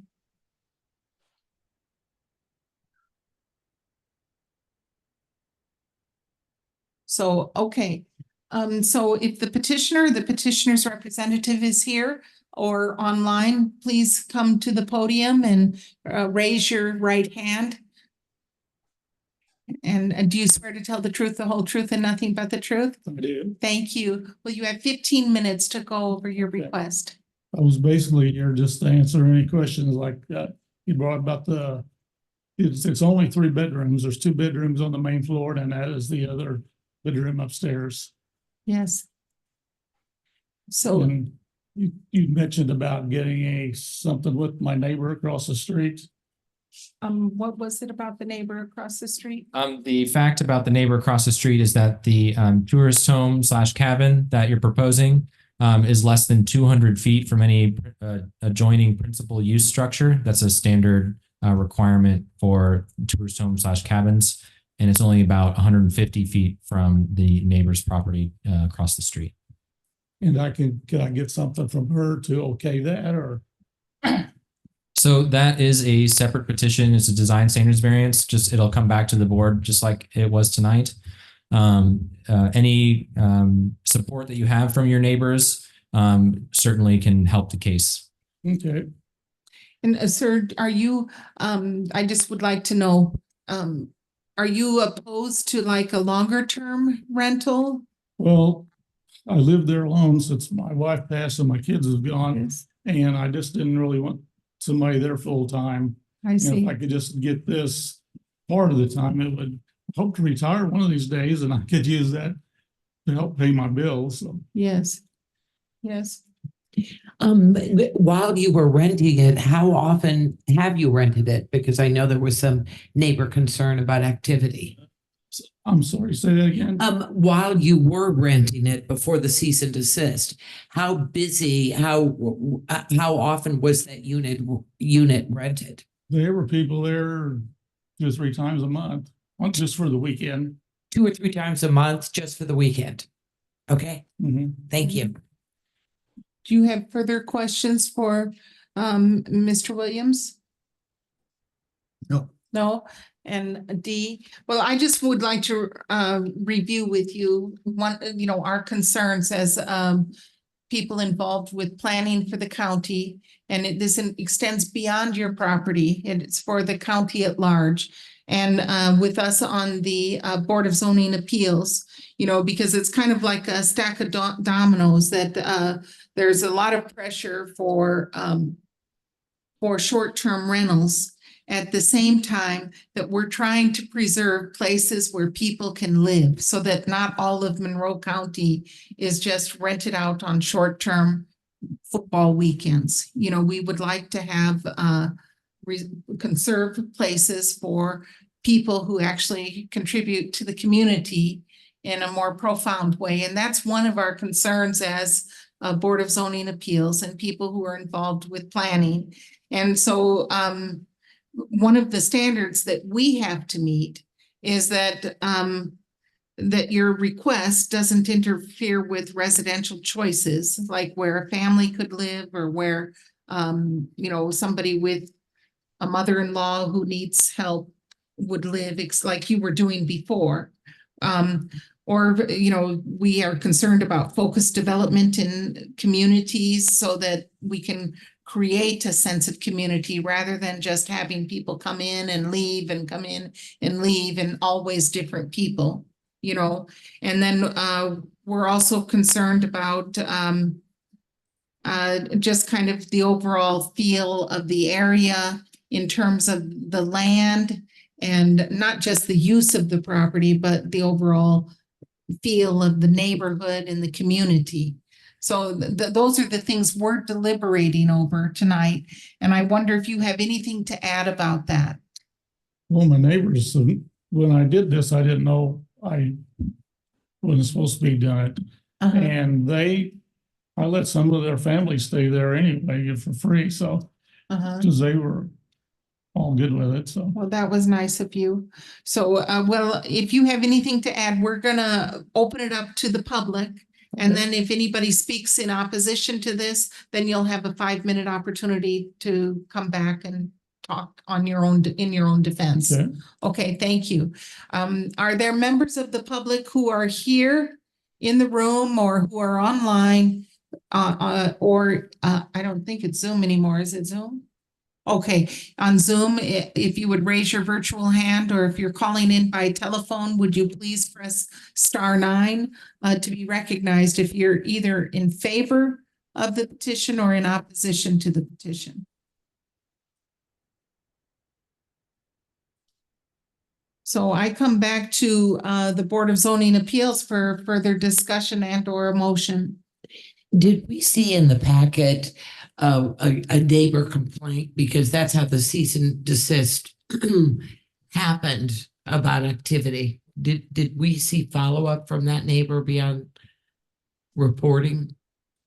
So the way that the enforcement occurred was that the original enforcement and complaint was based on, and my understanding was based on another portion of the property, the neighbor to the west. So if you look at Exhibit 9, there's this breakdown of a timeline here. And basically a new neighbor moved in 2018, and a complaint was made based on a new structure, in addition to a structure not following setbacks.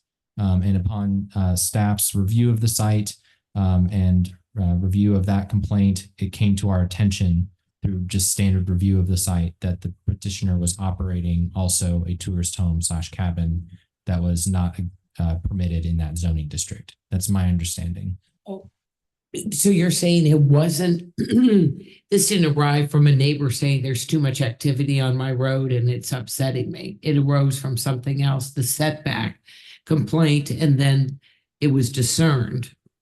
Yes, Okay. that's my understanding. Let me read through All the right. enforcement letter really quickly. Okay. Anybody else with any questions? or I'm comments? in the background, it says in 2021, the planning department received a complaint that 1901 East Luke's Court was being rented on VRBO. Let me see if I can find that. One moment.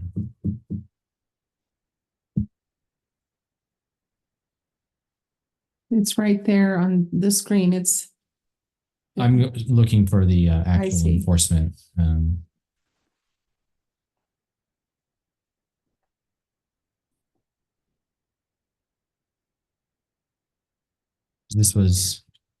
There's multiple enforcement letters issued at the same time. So one moment. Mhm.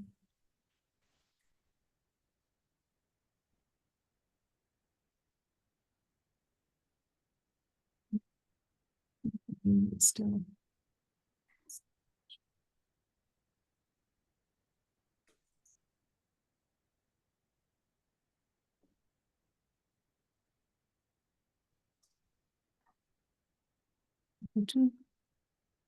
Oh, I can't.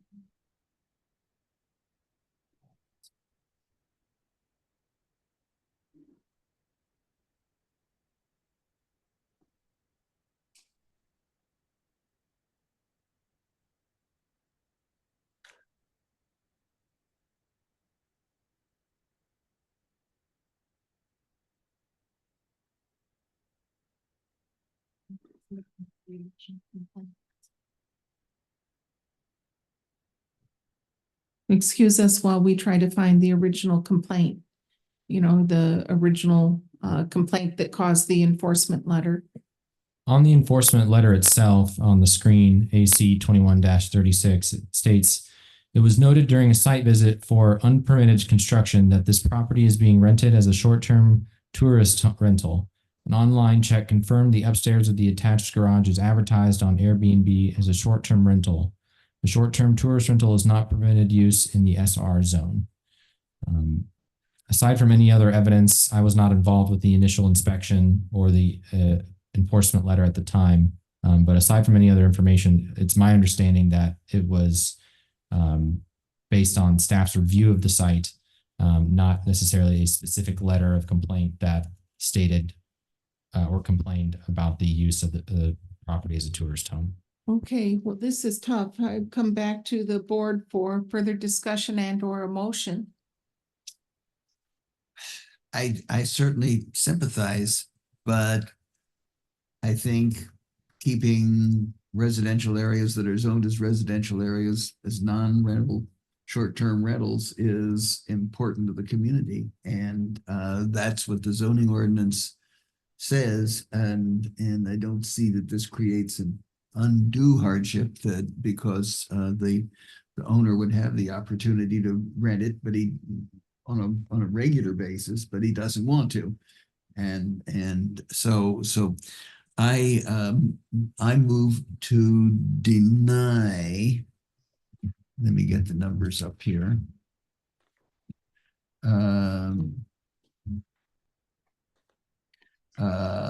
Variance 23-42. I mean, what the? Which is at 1901 East Luke's Court in Bloomington Township, Section 27. Is there a second? Well, I'm going to second the motion. I with great sympathy and reservation. I think I was here when you came before us before for a variance. And we do really need to preserve residential choices. And it looks as though you have a steep hurdle to climb as far as the other variances that would be needed on your property in order to pursue this anyway, that you would have other things that you would have to come and one by one get them approved. And you could either do that for the yearly rental or for we're going to we might deny the short-term rental tonight, but in any event, if you would like to rent that property or that area in your house that is attached but separate from your home, you still have to work with the planning staff for other variances. So I'm seconding the motion that Mr. Loftman made, and if I do it with regrets and sorrow. And if I might correct, I think I said that he would be able to rent it, and I think he might be able to. He might be. And I don't want to.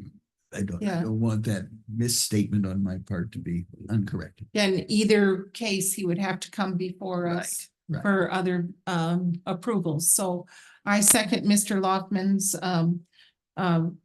request for denial and with regret. So for case VAR 23-42, it's been moved and seconded to deny the Williams use variance to the tourist home cabin, chapter 802 use request. A vote in favor is a vote to deny the use variance. Dee Owens? No. Pamela Davidson? Reluctantly, no, also. Margaret Clemens? Yes. Guy Loftman? Yes. Okay, the motion fails for lack of a majority. So you're still in the game. I'm sorry. My biggest recommendation to you is to work with the staff and try to figure out the best possible avenue for you that is the least costly in terms of time, energy, and money. And I think we need to explain that this hasn't been approved or denied. Right. It just sort of rolls over, and hopefully we'll have enough. Since somebody's not here, we can't get to a majority either way. And we appreciate your appearance, and sorry we can't resolve it for you this evening. So this will be heard at the January 3rd, 2024 BZA meeting, but Drew may reach out to you to explain some other options. Thank you so much, Mr. Williams. Happy holidays. Thank you. Okay, we're moving on to item number 9, VAR 23-43, Barker side yard setback variance to chapter 804 concerning 1.19 plus or minus acre parcel in Benton North Township, section 34 at 9390 North Derrick Road. And Ms. Crecelius, if you would review this with us, we'd be grateful. Absolutely. Thank you. Thank you.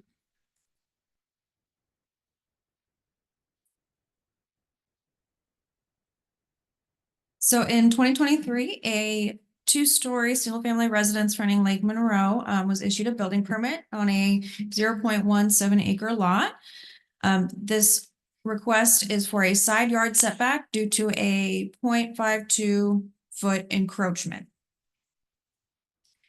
So in June of 2023, the petitioner came before the board for 3 variance requests from design standards of Chapter 804. This is from minimum lot size, buildable area, special flood hazard area, and a front yard setback.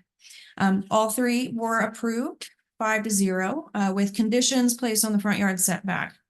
There were 4 conditions, but I will point out the 3rd condition, which is that planning staff was required to inspect the boundaries and installed erosion control measures prior to the start of construction. So the petitioner letter from June of 2023, they illustrated the proposed home design. We're looking at a 4-bedroom, 3-bath, 2-car garage, walkout basement. From the same variance request earlier this year, the proposed plot plan that was included with the variance request is shown on the screen. With that front yard setback, we have a few different color illustrations, which we can disregard right now. If you point your attention towards the red circle, we are looking at this corner of the house. This plot plan showed a 5 foot and 1 inch side yard setback. So meeting the minimum required 5 foot side yard setback by 1 inch. So a little bit of background. So the building permit R23288 and the ILP was issued on July 7th of 2023. In October of this year, SCI REMC, the electric company, notified planning that the residence was encroaching into the property boundary, or was too close to the property boundary. So planning staff performed a site visit on October 20th. Staff confirmed that a different residence was built than what was approved, and that the erosion control measures that would remain in place until stabilization was missing. Planning staff requested an as-built certified plot plan, an as-built floor plan, and reinstallation of the erosion control. Just point out the erosion control that goes back to the condition of approval from the June variance that I just spoke about, the erosion control measures to remain in place. So staff notes from that site visit in October, we start off with reviewing the original information that was approved under the building permit and ILP. So below is just a quick image of the floor plan and the home that was designed. So we go through and verify that the scale plot plan drawing uploaded on March 31st, that site plan was consistent, that the certified plot plan uploaded on March 31st, that site plan was consistent with the variance. And then we looked at 4 different versions of the construction plans, all uploaded by the petitioner from March, early April, and then on April 20th. The final version, April 20th, was reviewed. That was the final construction plans that were approved for the permit. So then we go on to look at what's different. So there was an additional version of floor plans that were uploaded after the permits were issued. This quick screenshot is the house that was built. So we can just off the quick glance, we can see that the front porch was relocated, a chimney was removed, and another garage bay was added. So at that time, staff was not able to just on ground measurements. We could see that there most likely was an encroachment. So that's when they requested those as-builts. So those as-builts did confirm that there wasn't an encroachment at the foundation of the home. So now I'm just going to go through some photos from that site inspection. So we're looking west towards Lake Lemon. We're still looking west at the home. As you can note, as we flip through the photos, we can see that the lack of erosion control measures. So generally we would see silt fencing completely around the property. Here we can see some erosion runoff from lack of those controls. So still looking west towards the property, and then on the right side of the screen. So we can, on the left photo, we can see the property boundary. That's the stake in front of the photo. So we're kind of somewhat close to being should be directly on the property boundary. So looking west, the telephone pole. I'm not sure if that's located on the petitioner or the adjacent neighbor's property. So that's not a good visual for you, but we are looking in between the two properties. So that foundation that we can see on the home under construction is the 1/2 foot greater into that 5 foot setback. And again, they were only 5 feet, 1 inch from the setback. The photo on the right, we're looking kind of northwest at the property, adjacent property.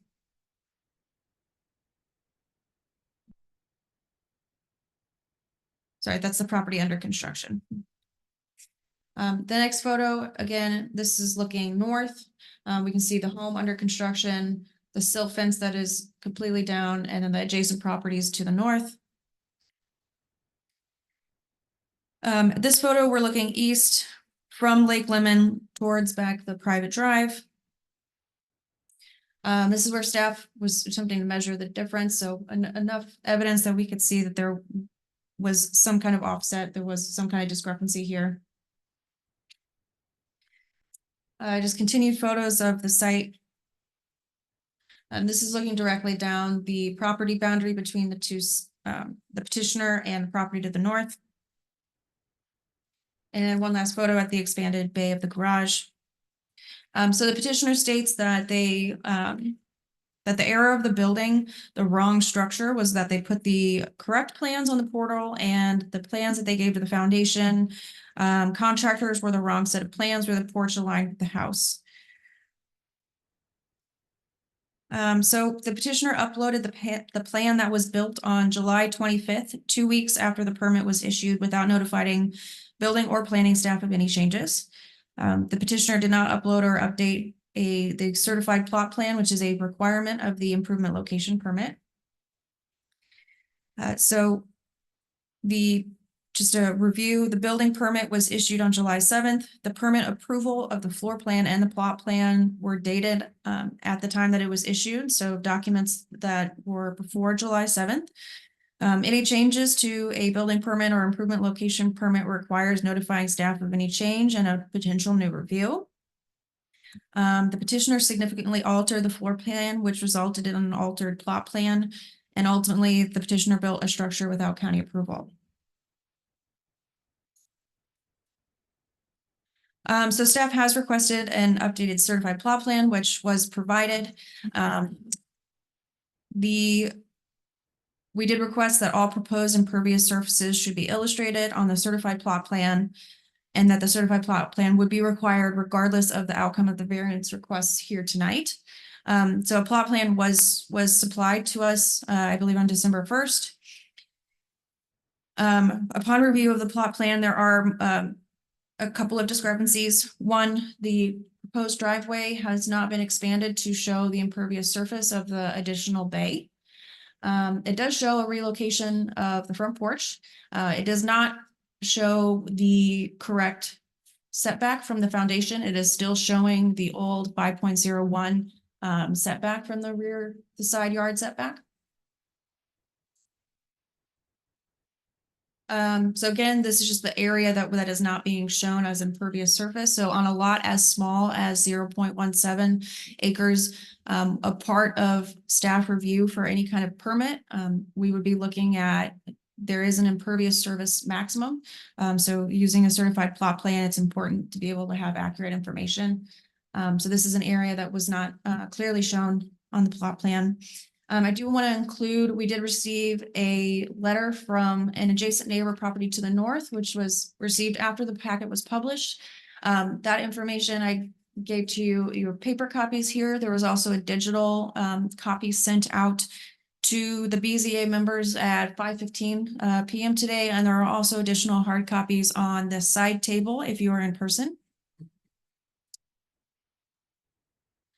So overall, staff is recommending denial of the variance VAR 2343 due to a self-created hardship that doesn't meet the standards of approval of 812-6C. So denial of the variance would require the petitioner to alter the front porch to meet the 5-foot front yard setback. We are specifically looking at 812-6C, which deals with hardship or for unnecessary hardship with the definition included below. Does anybody have any questions? Do members of the board, see Ms. Owen's hand is raised. Thank you very much. Yeah, well, could you, I don't have a question. Could you please put that letter back up so I can read it? Because I don't have a copy of it. Dee, I did try to send that to you by email at 5:15 today, but I'm sure, that's right before our meeting. Okay, I will go look at my junk file because it wasn't in my main file. Thank you. It's back up, Dee. It's back up on the screen. Thank you.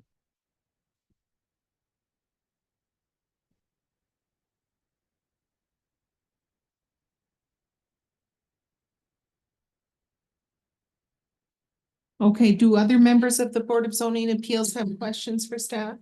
Ms. Davidson? I do. The front porch is the problem.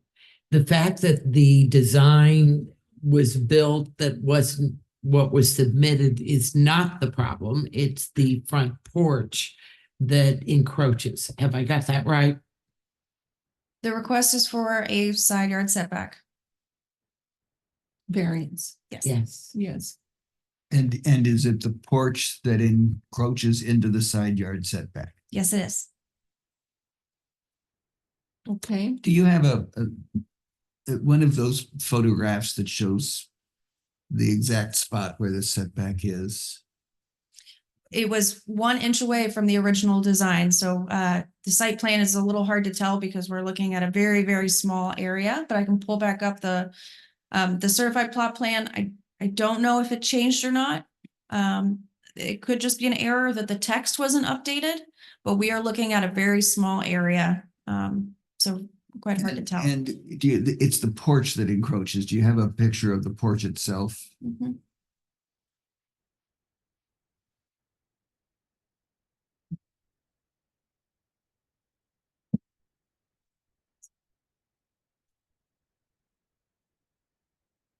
And are you still looking, or is this the porch?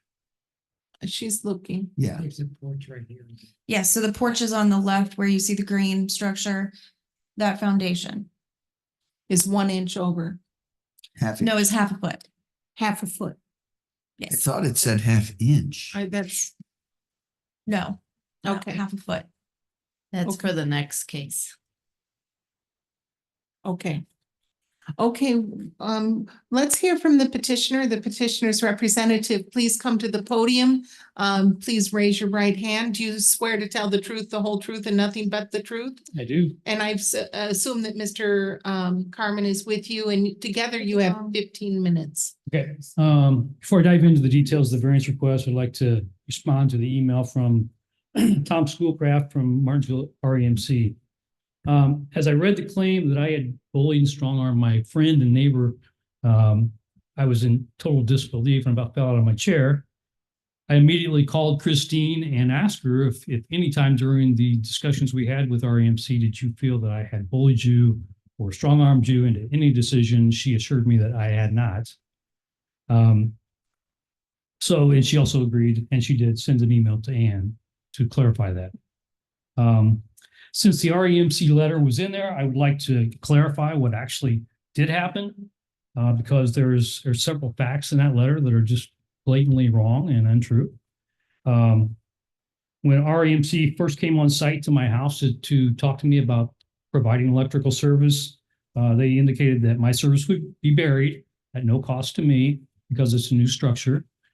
They said for the pole to be moved was between our houses, that Christine would also have to bury her lines as well because we were both serviced by that same pole, which made sense.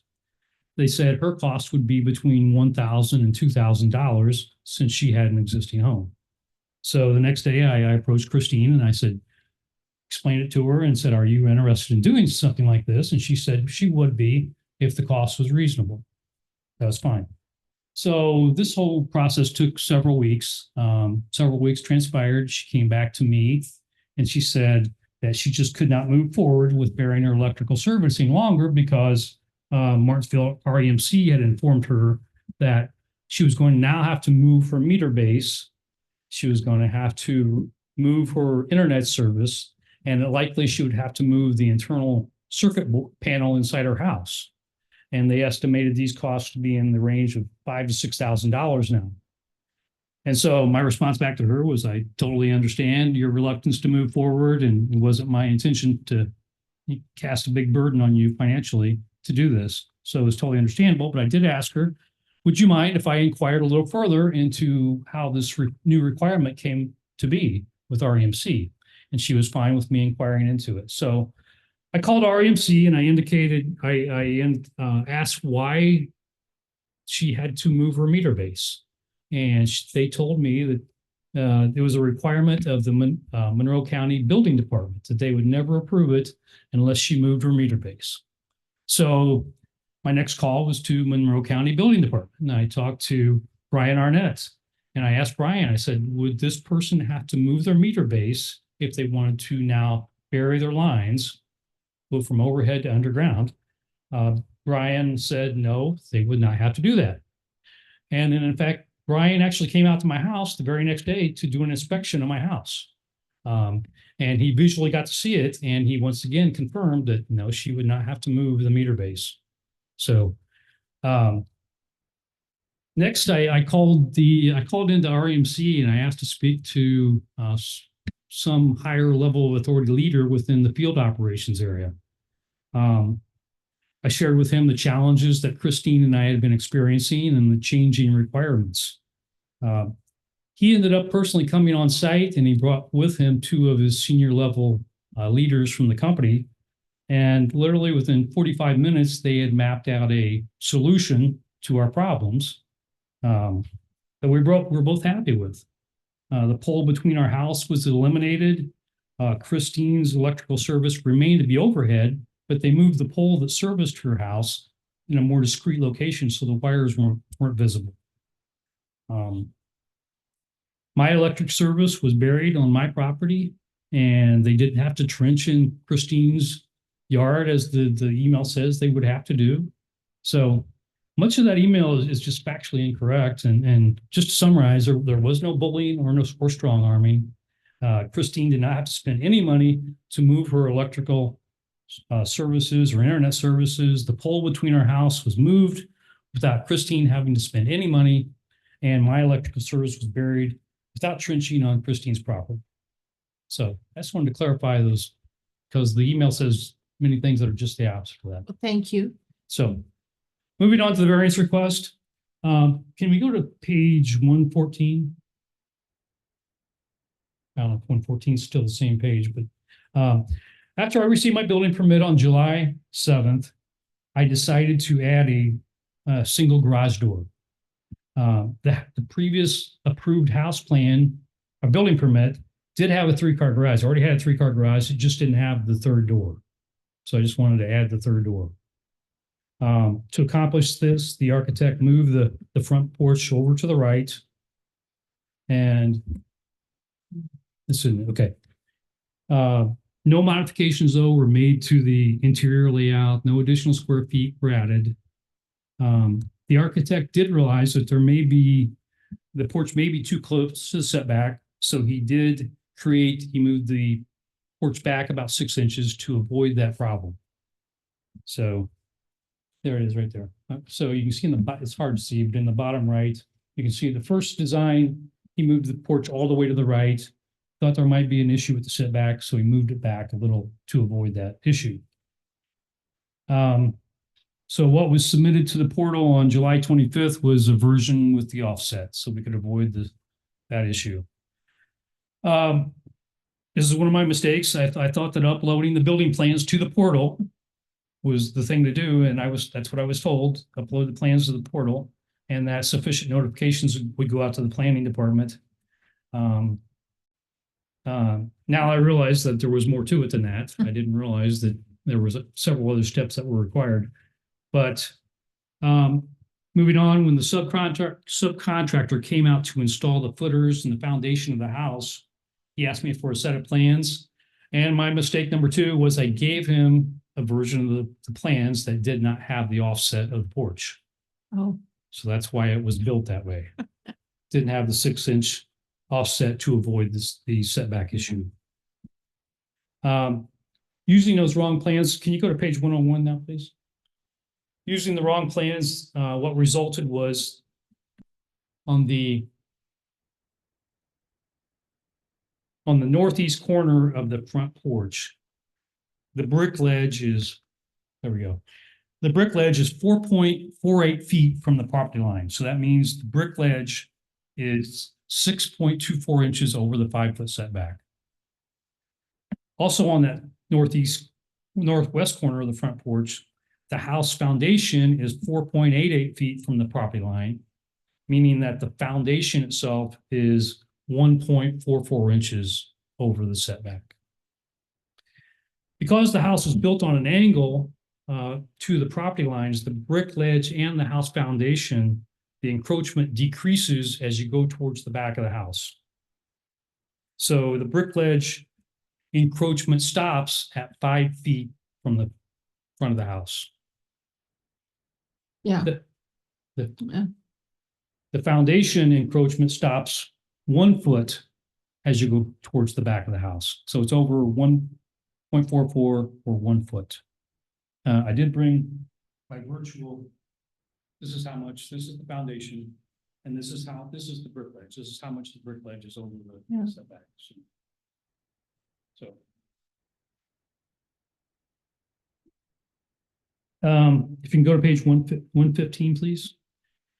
Once it was brought to my attention that I may have a setback encroachment issue, I notified my neighbor, Christine Atkins. Christine was very supportive and understanding. The following day, Christine sent me an email. It's on page 115, and she said, "Hi, Scott, thank you for calling last evening to explain the setback situation. Let me assure you that to whom it may concern, that I have no grievance regarding the placement of your front porch on your property." Thank you, Christine Atkins. On page 116, what's there is basically just a summary of what I've shared with you so far, but I do want you to know that my setback encroachment was not intentional. I do apologize to everyone for the mistakes I made. I assure you that going forward that I'll slow down in my building process and try not to make so many mistakes or make any more mistakes going forward. I hope you'll allow me to continue to build my house as currently designed. I would like to share with you two possible options. Option one would obviously be my preference, but that would be to allow the 6.24 inch setback, the bigger piece into the setback, and also the 1 inch house foundation. Completing my house as planned beautifies my neighborhood. The prior house on the property had been abandoned for 8 years and it was a real eyesore to the neighborhood. My option two would be requesting less. In option two, I would be willing to take a concrete saw and cut this off, so there would be no brick ledge setback issue. I can cut it off, goes away. But allow the 1 inch of foundation to remain. So I don't think I can cut the foundation without impacting the integrity of the foundation. In that 5-6 foot section, what I would do, where I wouldn't have a brick ledge, I would just put some landscaping, and I would not put, I was planning to put 4 inch Indiana limestone, but I would just put some landscaping instead. The only other thing, without approval of option 1 or 2, the only option really for me would be to dismantle that whole structure and demo the front porch slab and the foundation and rebuild it. So that's what I'm facing. So thank you for your time and consideration. Thank you, Mr. Barker. I assume Mr. Carmen has a few things he wants to add. Not sure we're on time. About 2.5 minutes. I'll be Okay, pretty quick great. just and get to this. So, interestingly, you know, the staff report, when it talks about hardship, as I read it, it implies, or intended or not, that because there is self-created, clearly it's a confession, it was a self-created mistake, that bars the variance, that he cannot get a variance because it's self-created, and that's not correct. If you read it that way, I want to tell you that's not correct. Interestingly, in the recent appeal on a city BZ action, property owner appealed, the court order was issued just in early November. I want to read just a quick paragraph of that and then reference the survey. The board the court discussed the three same criteria, design standards variance and practical difficulties. This is out of the court's order. Practical difficulties is a specific phrase that requires consideration of the following factors: whether the petitioner will suffer a significant economic injury from the enforcement of the ordinance, whether the injury is self-created or self-imposed, and whether any feasible alternative is available within the terms of the ordinance which would achieve the same goals of the landowner. So certainly being self-created is a consideration. It's not a mandate that controls your decision. That's what you get from that. You understand what's happened. You saw really de minimis and de minimis encroachment. You can't see this if you go out there, but here's an interesting point for you. There was a boundary survey done on this lot recorded in 2018, Deckard Land surveyed. I'm going to read a paragraph out of that. And this is in a survey report, and every survey has a report that has the same information. The numbers will vary slightly. The relative positional accuracy due to random errors in measurement of this survey is within the standards allowable for a suburban class survey, 0.13 feet plus 100 parts per million, as defined in the Indiana Administrative Code 685. Means the value expressed in feet or meters that represents the uncertainty due to random errors in measurements in the location of any point on the survey relative to any other point on the survey at the 95% confidence rate. The point is, we don't know that there's an encroachment. The relative positional accuracy says that it is in fact possible. Eric was 95% confident that there is no such error, but there it is in fact theoretically possible just because of the way measurements handled, the equipment used, the thickness of the bar, that in fact 0.13 feet is 1.56 inches. At least on the foundation question, there's a mathematical possibility that there is in fact no encroachment. Now we rely upon surveys, and I'm not challenging the quality of his work. In fact, I talked to him about this. And that's just the reality of doing measurements, that there cannot be exact. You're measuring a point using a broader instrument than a point. You're And talking my language. So the point is, you heard the preference. This is what he's asking for. Yeah. If you cannot find that done, the fallback is this. And I really would hate to see this be denied on an uncertainty that even exists as an encroachment. That's a Very simple well fact. argued, very well argued. I told you I'd be brief, and I'll stop there. But that was, well, thank you for the visuals too. That really helps. But I just wonder if members of the Board of Zoning Appeals have questions for either Mr. Barker or Mr. Carmen. This is actually a question for staff. Yes. And it goes back to the portion of this that says that is discussion. And I just want to make sure I understand. I think you've been real clear, but if there's an error here, I want to, under discussion, the second paragraph, the last sentence is the structure is encroaching 0.52. And that I would read that, if you can see what I'm talking about, as inches.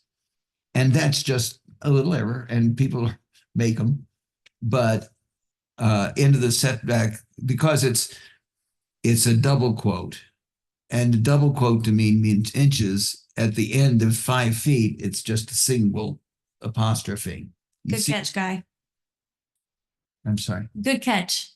You're Okay. right. So It's half a foot. It shouldn't be two. Oh, so it should be 0.52 and with one. It's half a foot. apostrophe.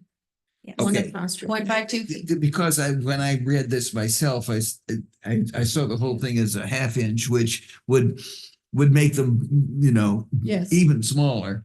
And I now understand it's a half foot. Yes. But I just wanted to double check that, and Which is within the standard of error. The 95% confidence. the interval. half inch would have been within the standard of error. But so is the Yeah. half a foot, I think. 6 Um, inches. I don't think Mike said that the half foot is quite in No. the standard of error. No. It was the little Yes. setback was in the standard. Beginning point, that variance, the 0.13 feet is 1.56 inches. And with that, and actually as you move from the point, then it Yes. can grow more, but that would cover this de minimis Yes. of the foundation wall. The half foot that Ann's referring to is the brick ledge. Yes. Just slightly under right about 6 inches at Yes. the widest area, it tapers down to a point. Yes. That's the half foot. Yeah. And that's not explained by No, that's not explained by the innate uncertainty of a survey. So one of them is, the other one isn't. Yes. I now have Okay. I've got it. I like to get these things. The Mr. Barker, the larger one, do I understand it's the facade that would be an issue. That is that you wouldn't have to change to deal with the larger one. You could do Basically, from this point to there, that little ledge would be cut off. And there's a footer there, right? The footer is underneath the foundation wall and that brick ledge. So it would impinge on the footer. The footer is always a lot wider. The Yes. footer is like 2 feet wide, Yes. so it's wide under there. The foundation wall, I can't recall, it's 6 inches wide maybe. And that brick ledge is 4 inches wide. So if you only allow the smaller piece to be allowed, I could cut off that brick ledge across there. And I just wouldn't put, for that one little section, I would not put the 4-inch limestone bricks. Not real desirable, but it's better than tearing down the whole front porch. That's clear. Okay, it's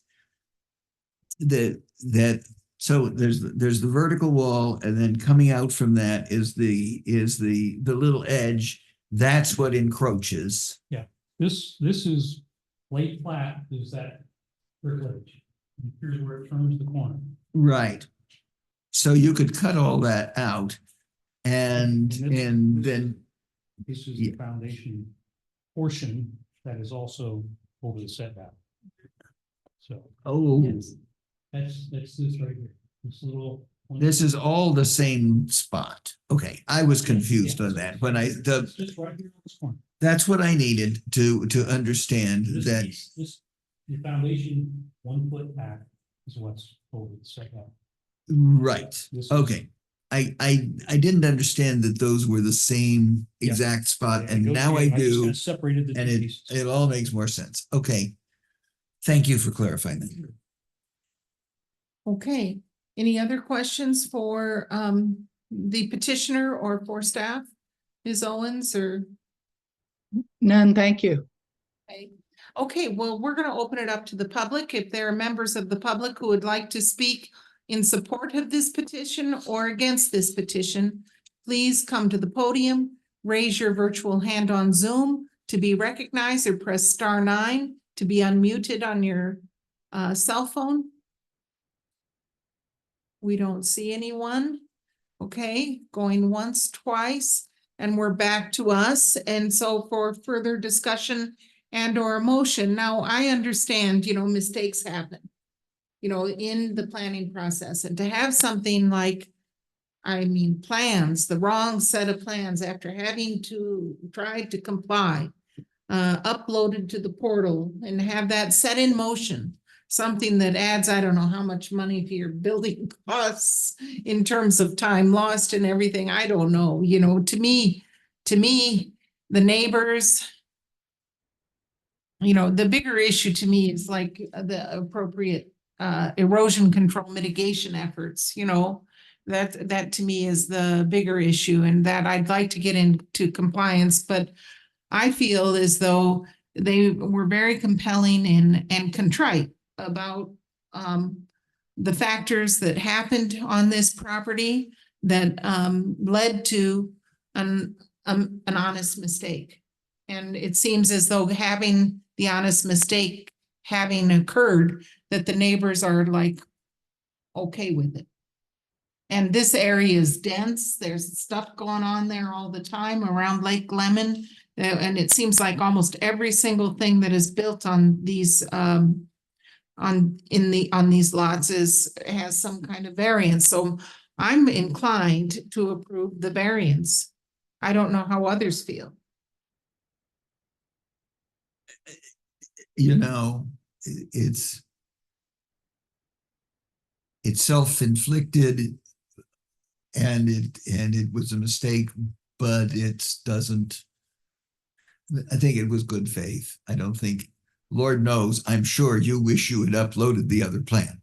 You know, I'm sure you wish you'd given the builder the one you should have given, you know, this is, and I agree with Mr. Carmen that self-inflicted does not negate the importance of undue hardship. It wouldn't, you know, if you stub your own toe, it doesn't, you can't get it fixed, but if somebody else stubs your toe, that just, I agree with him on that. So. Sounds like you're gonna make a motion. Sounds like I'm warming up here That way from here. to making a motion. Let me see, I had to get back to, okay. I move to approve variance 23-43, if I got that right, yeah.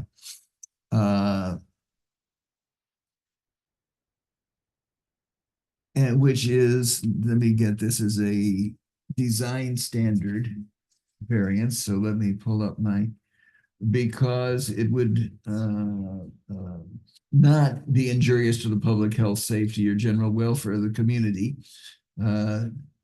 It would not affect the use of value of the adjacent property. That's not going to make any difference. And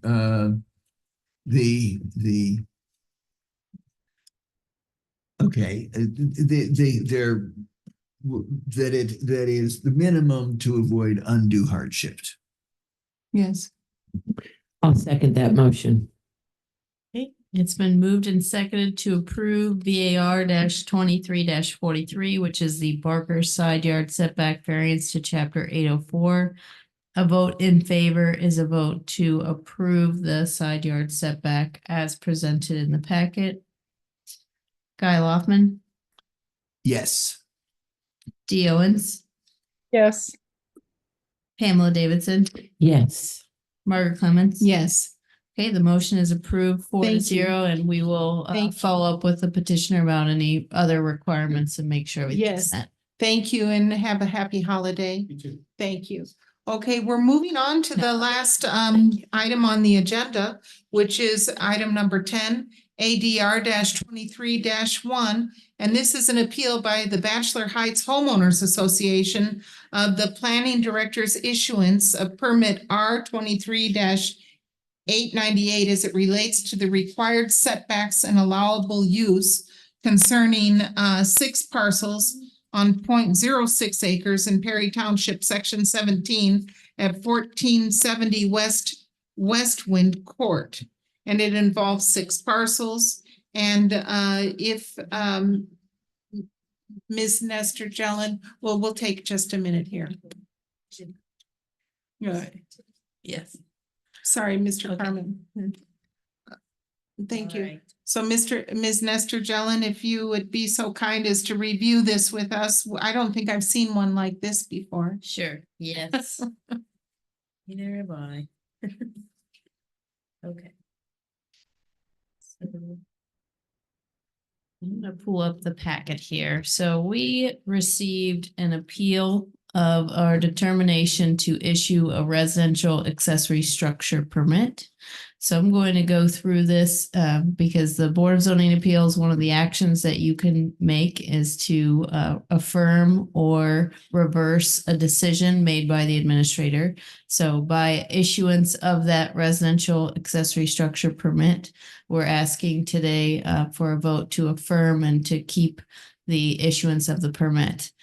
Through the research in putting together the packet, it was found that there's an enforcement issue on the building, which is that it's not meeting proper setbacks. But that is an issue that is an aside to the issuance of the permit. So I will go through some of the findings and feel free to ask questions as I go through. Okay. So just a quick summary. The contractor for this property, Blackwell Contractors, applied for a residential building permit on August 31st, 2023. The application was filed as a residential accessory structure permit and given the permit number R23-898. And this is the permit that's subject for the appeal. The permit went through a review by the zoning inspector and was issued on October 16th, 2023.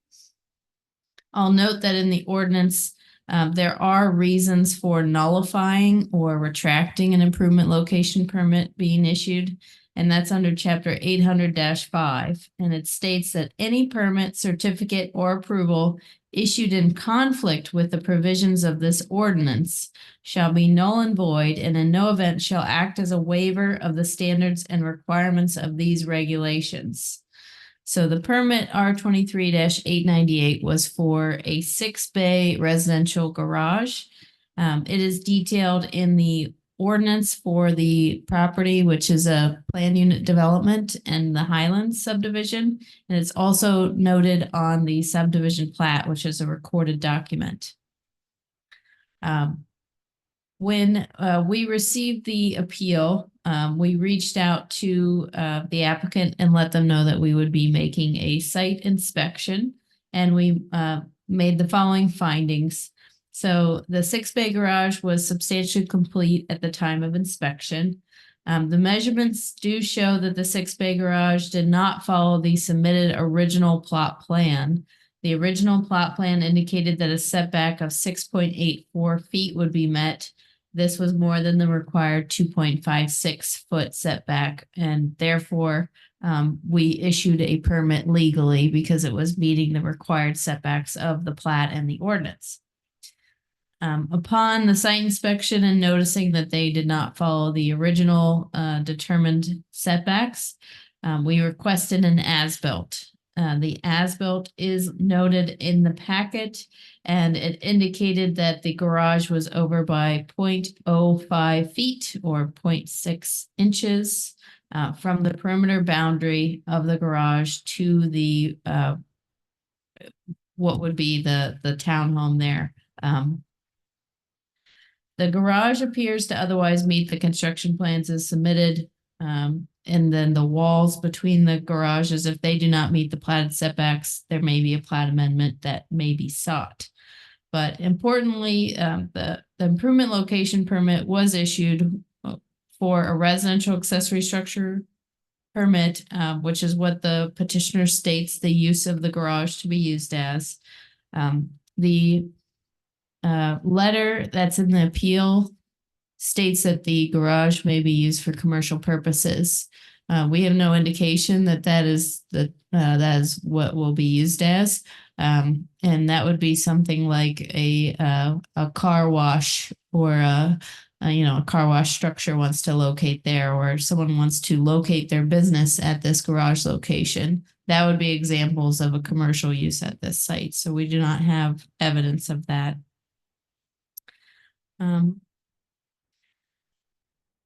I'll note that under Chapter 817 for violations and enforcement, it states that the erection, demolition, conversion, construction, enlargement, moving, or maintenance of any structure or use of any land, structure, or premises which is contrary to any provisions of this ordinance is hereby declared to be a common nuisance and unlawful of this ordinance.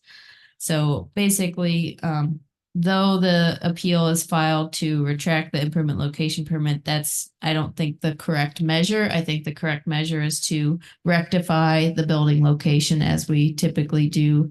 And you hear cases all the time for the BZA regarding setbacks being missed. It's not that we issued a permit incorrectly, it's that the construction occurred incorrectly. So it's an issue of enforcement, not to retract a proper permit. I will go through here the recorded plat for the subdivision, the Highlands, it is a built-out subdivision. There are other attached garages throughout the site, but this is the only one in this section.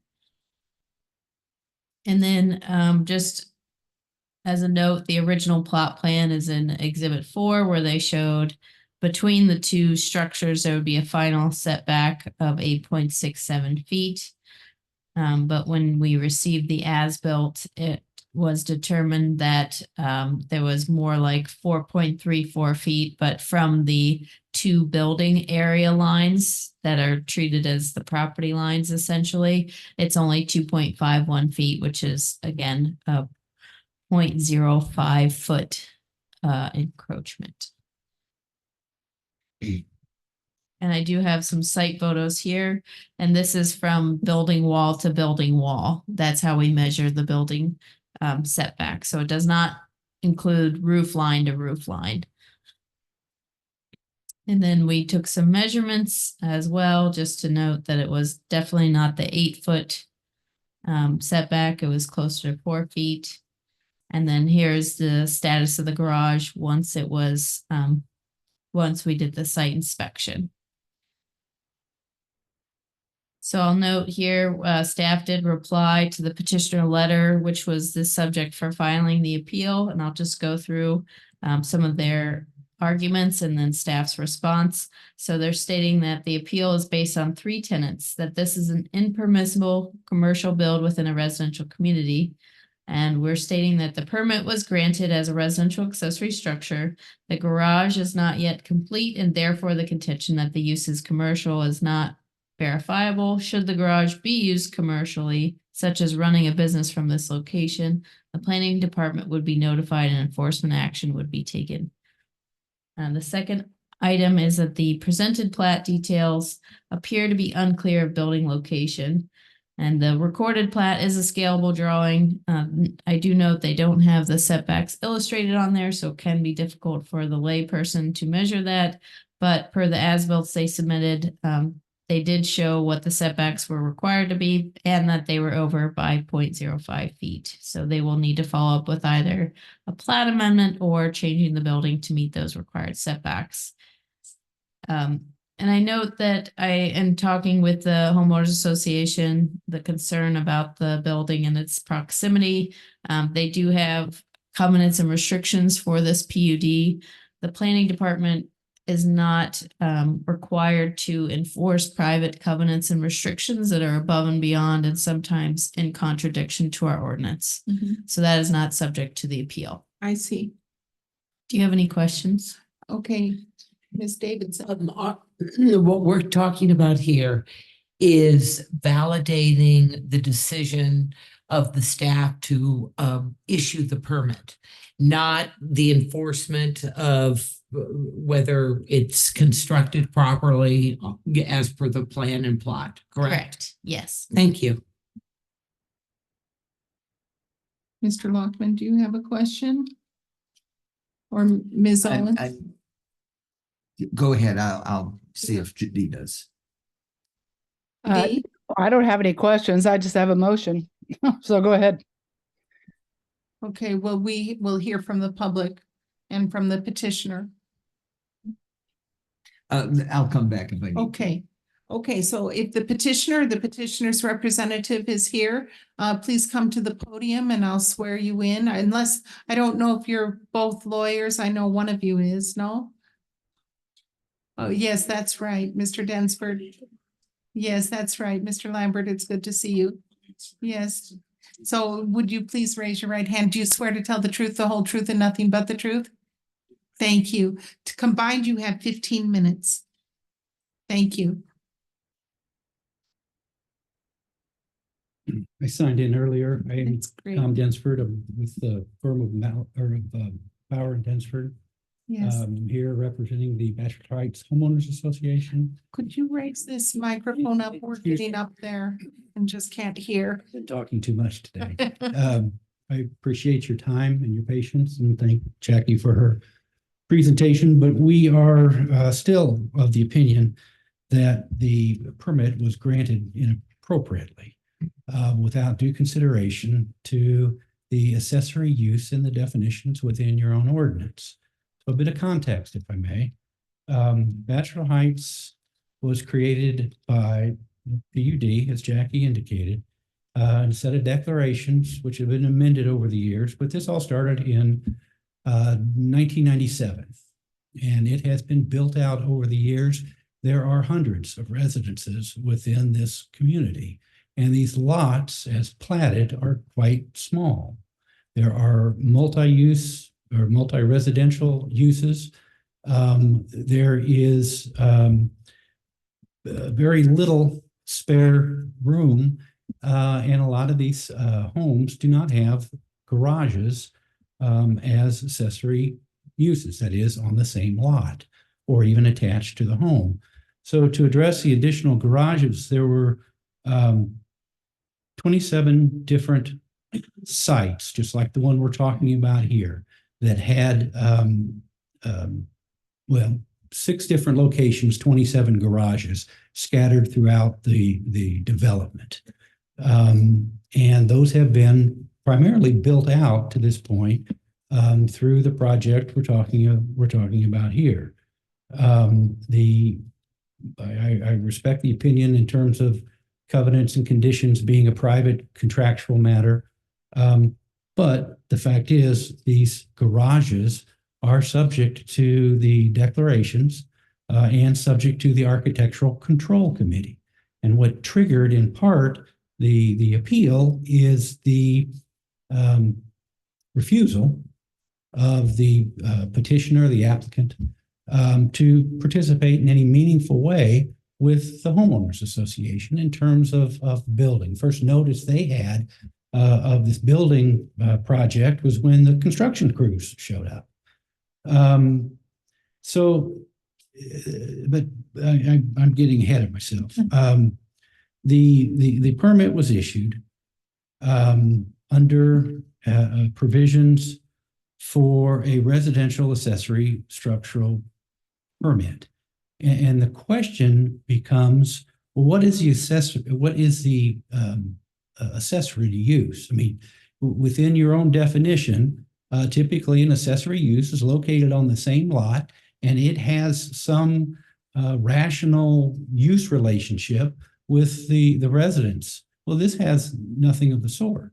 The properties that were purchased by Mr. Kemp include residential lots and these 6 garages. But majority of the lots that he acquired are on the other side of the subdivision. They're over by Gordon Pike. He acquired by deed 9 lots and these 6 garages. The only 2 lots, 72 and 74, they're on the same street as the garages, but the rest of them are all the way on the other side of the subdivision. I mean, by definition, these are not accessory uses to any specific lot that was purchased by Joe Kemp Construction LLC. So you look at the subdivision definitions, and an accessory building or structure is a subordinate building or structure customarily incidental to and located on the same lot with the principal building. That is not what you have here. There's a complete disconnect between these garages and any residential property that is owned or controlled by this applicant. So you look at the application that was filed. There's no representation of any kind that these garages are going to be used for residential purposes or that they are accessory uses to any residence within Bachelor Heights. You look at the permit that was granted, there's no analysis or even references to a structural use or an ancillary use within the definitions of your accessory buildings or structures. I mean, there's a complete disconnect between the purpose of this application and what's happening out in Bachelor Heights. In terms of the potential commercial use, there's a certain subjectivity to that, but no one out there is concerned that a car wash is going to go in these tiny garages. The concern is that this site is going to be used as other sites of garages are currently being used. They're being used for commercial purposes. They're small businesses, they're landscapers, they're tradespeople. They're people that are out there at 7 o'clock in the morning, loading their trucks, making noise, lights coming and going, and the residents will testify about this. But it's not, they're not being used as any kind of an accessory to an existing residence. And that has not been demonstrated either in the application or in the review process or the approval process. And that is the fundamental objection that we have to this project. We're asking that the administrator's determination be reconsidered in terms of the actual use. We're asking for some commitment from this applicant as to what the intended uses are. We have a pretty good idea of what they're not, with some commitment from this, from this board or some requirement that the definitions will be enforced in terms of future uses, and that we're asking for the work to be stopped until a determination can be made as to the appropriateness of this accessory use permit, and that to the extent we can, that the homeowners association be involved in future discussions with this applicant, and that we not be frozen out of developments within our own subdivision. And with that, I would turn the podium over to Mr. Lambert for further comments. Good evening. Thank you for having me. I'm Andrew Lambert, president of the Bachelor Heights Homeowners Association, and I want to thank you for your time and saving the best for last tonight. Also, a thank you to Jackie, who helped us go through the process. I'm speaking on behalf of 184 units, and I've been a proud leader of this community for 6 years on this board. Historically, our board and this petitioner do not get along. They have built other structures, homes that have caused thousands of dollars of remediation damage that they still owe us for. And this is another example of coming forward, failure to communicate, failure to follow the rules and regulations of our neighborhood, which they have access to, that is available online, as well as provided to every owner when they buy a lot. More importantly, we take a little bit of exception of the measurements there, because our laws, our bylaws and CC&Rs specifically state that a homeowner has 5 feet off the foundation. I know that does not align with you, but this is knowledge that the petitioner had going into this. And when you do the correct measurements, they are infringing. And we will have the homeowner who's affected speak here in a few minutes, well into 3 feet, meaning that the roof line to roof line will cause issues. And because of how they built this, the water runoff of that is not addressed in any of the documentations that you guys have discussed. And going back to my $6,000 claim against the Blackwell builders, we have to understand that they built right next to the unit that was already causing problems. And there is no indication from the people involved that they will rectify the backyard. I'm one of the units that got affected by that previous build. I will be another affected unit owner when this goes forward and is out there. The other option, the other note I need to make with the last couple seconds I have here is to let you know that although other existing units are there, as Mr. Densford pointed out, we are at a dead end street where these other units are on a throughway street. So there is plenty of room for turnaround. During this permit being issued, it should have been addressed of where trucks or people will actually safely get in and out of these storage units. Because if you look at the picture she had up there, it is grassland on the other side with a curb. There is not 6 feet to actually properly turn around or even back, let's say, a small vehicle into there without most likely doing damage to the green space that belongs to the HOA. So to Mr. Densford's point, the issue we've had repeatedly with this petitioner is their attitude is we don't care.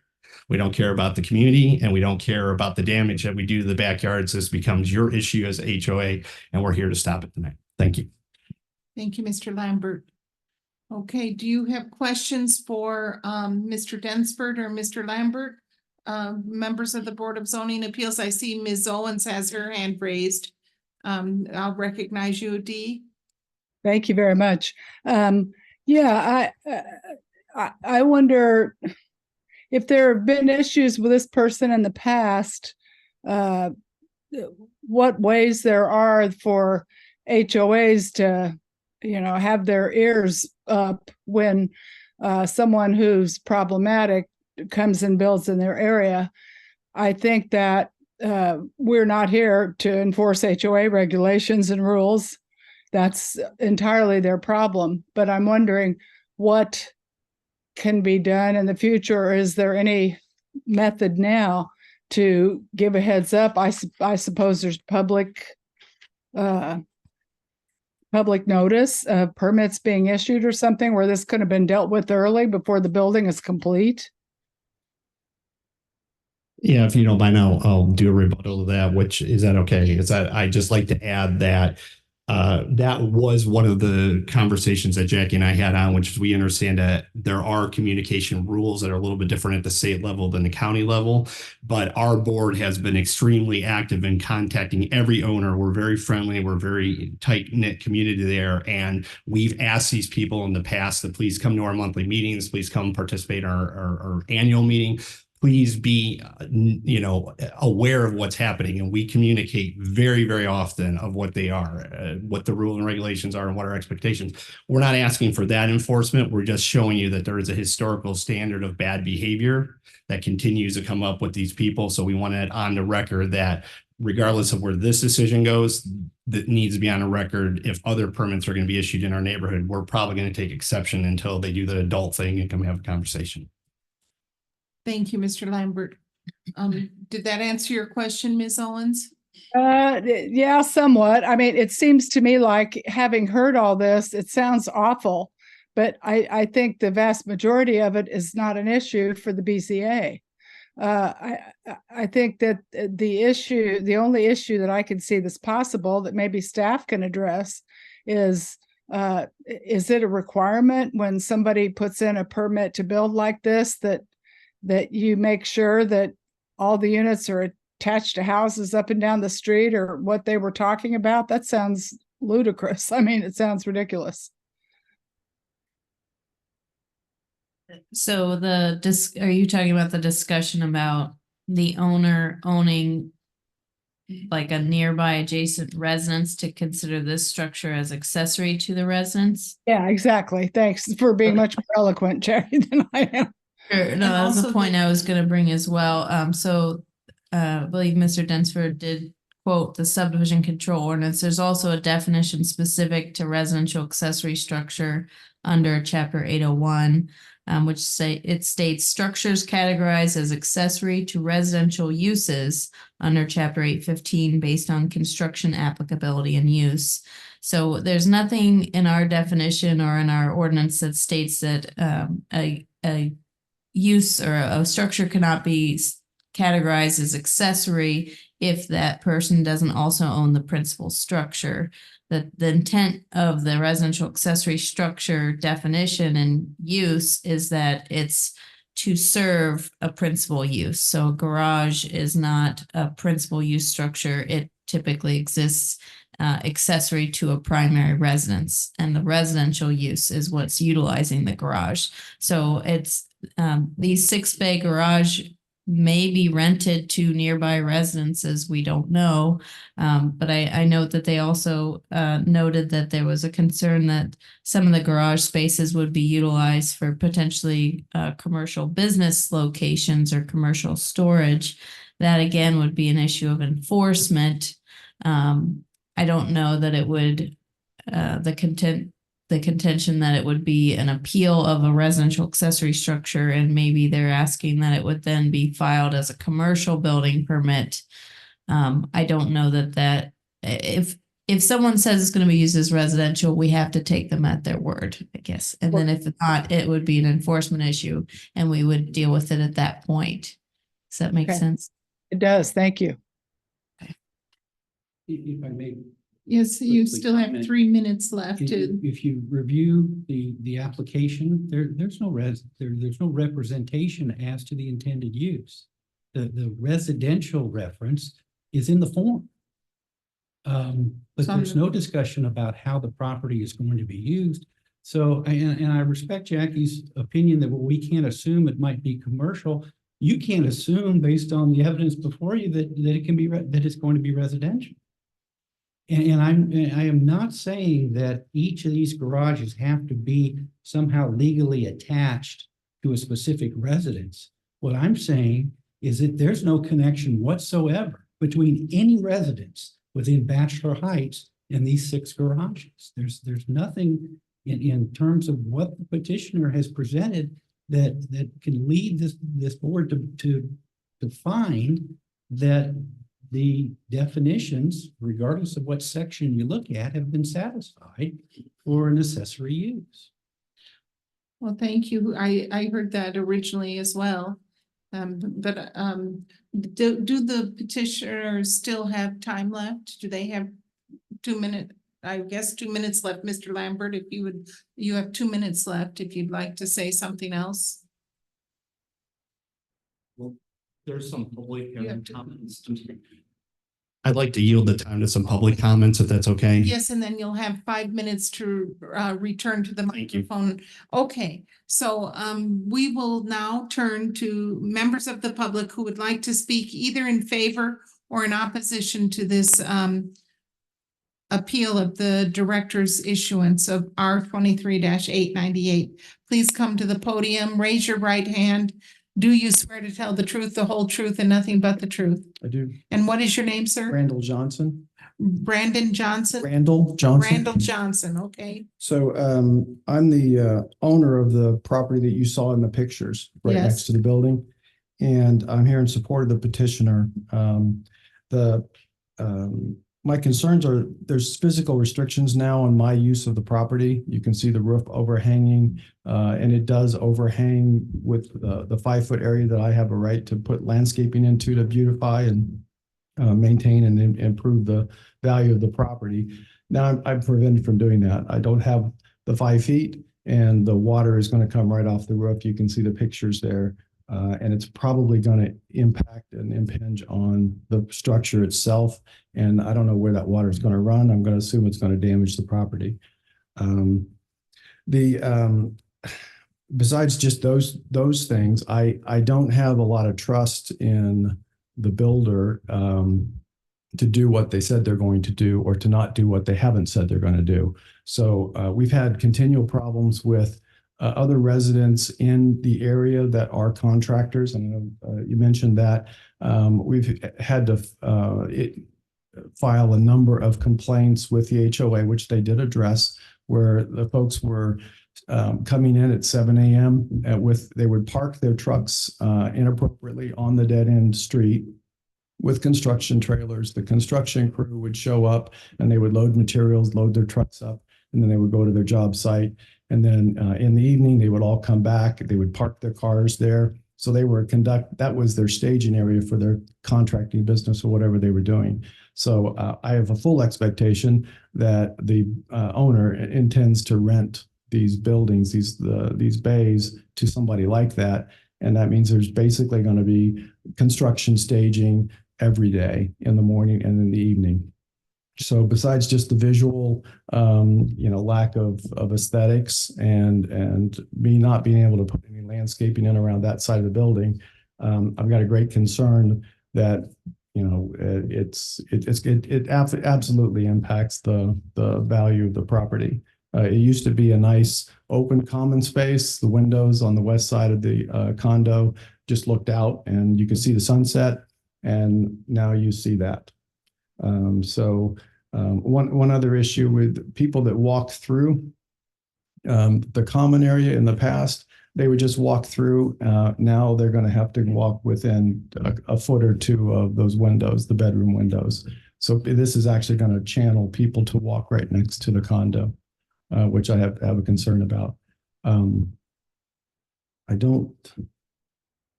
think that's. You have Yeah, I about mean, that's 30 the value of the property's already been impacted. It's not anywhere near as visually appealing as it was. I can't do anything to fix that. There's going to be damage to the property from water runoff from that roof. There's no guttering, if you'll notice on that. The water's just going to come right off the roof and splash right onto the side of the condo. So that's my concern. I don't know what I can do. I'm already taking a hit from a property value standpoint, and I'm not going to be able to do anything. I'm restricted from being able to improve that in any way. Thank you, sir. Thank you. I'm going to now ask other members of the public who are here or online who would like to speak either in favor or in opposition to this appeal of the director's decision. Please come to the microphone in the room. Please raise your virtual hand on Zoom or press *9 on the telephone and to speak about this case, either in favor or in opposition. We don't see anybody. Okay, since nobody spoke in opposition, we have well, that's separate. I will acknowledge Ms. Owens as a panelist who has her hand raised. Oh, I see. Yes. Yeah, I just wanted to, if there, I thought you said there was nobody else there, so I was going to make a motion. Oh, I think Mr. Loftman has a question or a comment. Wait. Yeah, I do. Thank you. It's a staff question. The Mr. Densford read a definition that said accessory units are part of the lot, if I understood him correctly. And clearly these garages are not part of they're not, as I understand it, they're not associated with any lot. Is that, can you confirm that that's correct? They are not on or associated with any lot.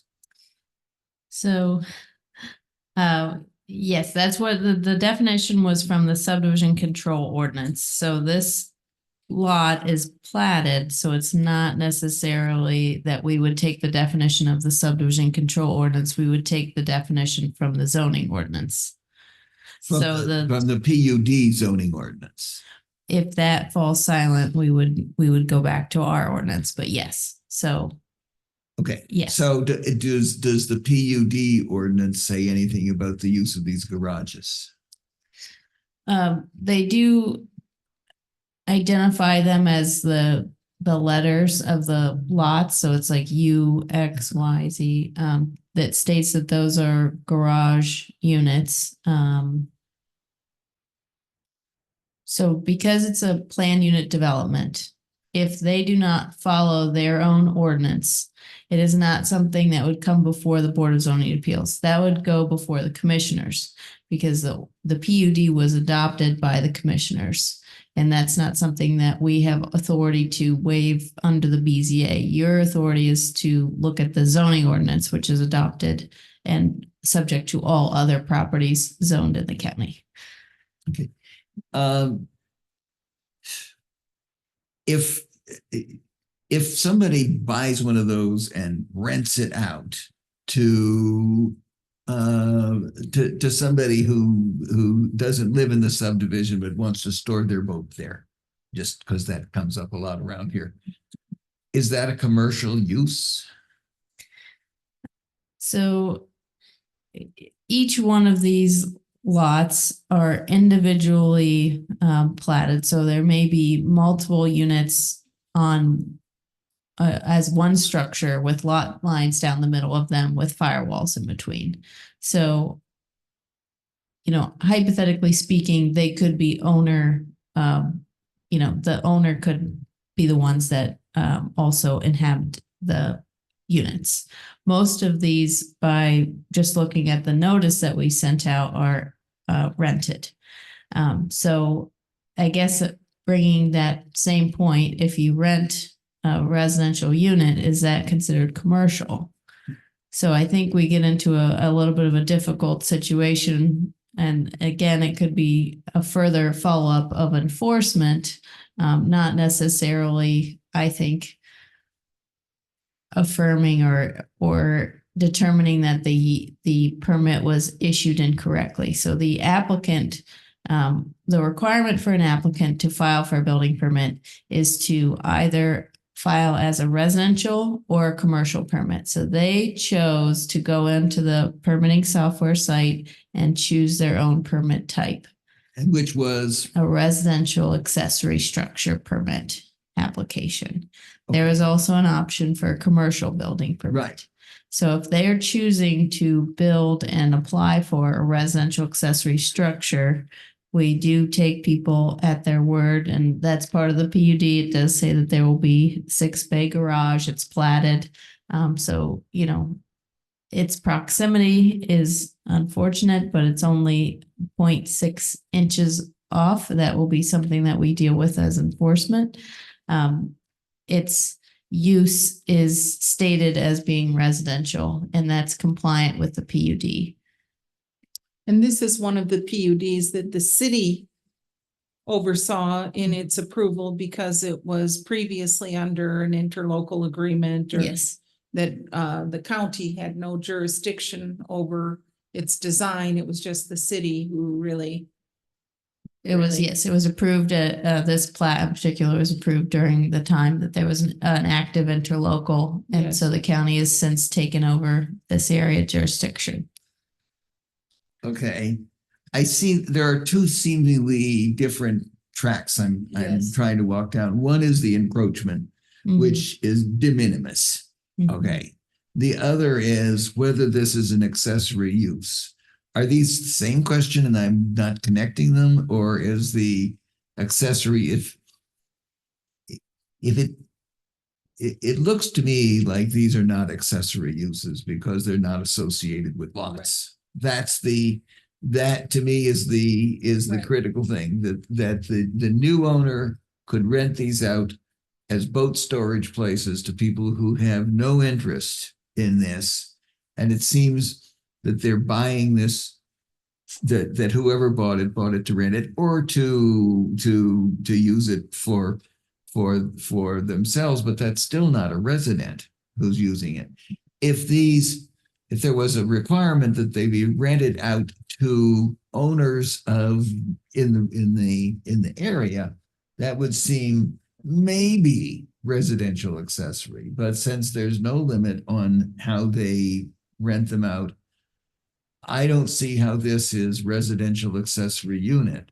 And because it's coming to us as a permit for residential accessory unit, I don't see where the PUD has definitions have a particular impact. So I'll try to say that succinctly. It sounds to me like these are not residential accessory units because they are not associated with individual lots, much less being on them. So this is a little bit of a unique situation. The area of the plat that I'll point you to in red. So all of these individual numbered locations are lot numbers. The bold black line is the property line. So all of these little boxes on the screen are able to have buildings all the way built out to their very edges. So are you stating that you believe each one of those are lots within so every single one of these would be lots, or are those platted areas for buildings? I think that's okay. So different people can own every one of those individual lots, and it's surrounded by common area. But who owns them now? Who owns the garage lots or All six of those lots? Who Joe owns- Kemp Construction? Joe is Kemp. the person that owns. I didn't know if he was just contracting or if he owned them. Well, factually, we do not know if they aren't rented to other units in that subdivision. How do we know that those aren't possible renters? Because those are the most likely people who would want to rent in that spot. And we heard that a lot of the units did not come with garages, correct? With not. So people are searching them out. So they could be residential and they could be rented ad hoc to different inhabitants in that subdivision. Isn't that possible? Well, I think Mr. Schilling has his hand raised as well. if Mr. you'd like to hear Schilling from him. has his hand raised, sorry. Mr. Schilling? Thank you very much. Yeah, this is a planned unit development, and it was my understanding that the outline plan identifies those 6 rectangles on that lot that's on the screen as garages. Is that correct, Jackie? Yes. And so that is a permitted use under the planned unit development because it is designated as that on the outline plan that was approved by the county commissioners. So that's the garage it's not an accessory use, it's a permitted use. And so when somebody comes in and they says, hey, this plat shows that garage units can be built on this lot, it's approved by the county commissioners. I want an improvement location permit to do that. That the issuance of that permit is for a permitted use. Because, well, I mean, if it's specifically designated as a garage on that one lot and there's no residences on that, it's not an accessory use. It would be a permitted use, in my opinion. The questions that we've heard about whether they're going to rent it out to contractors and things like that, to me, that's an enforcement question. But the setback, if it's violating that, that's an enforcement question. But I just think it needs to be clarified that this is a unique situation because it is a planned unit development, and that those buildings are identified for garage purposes. And my concern is that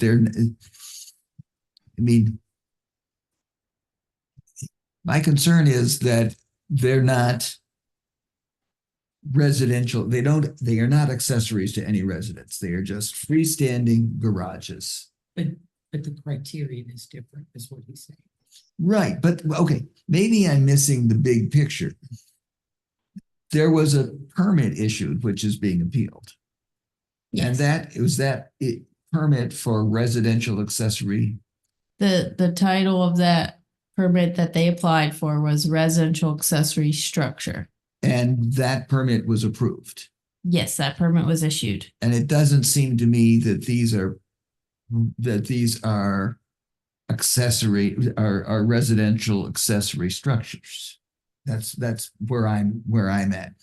May I ask you, Mr. Denford, if I might? Yes.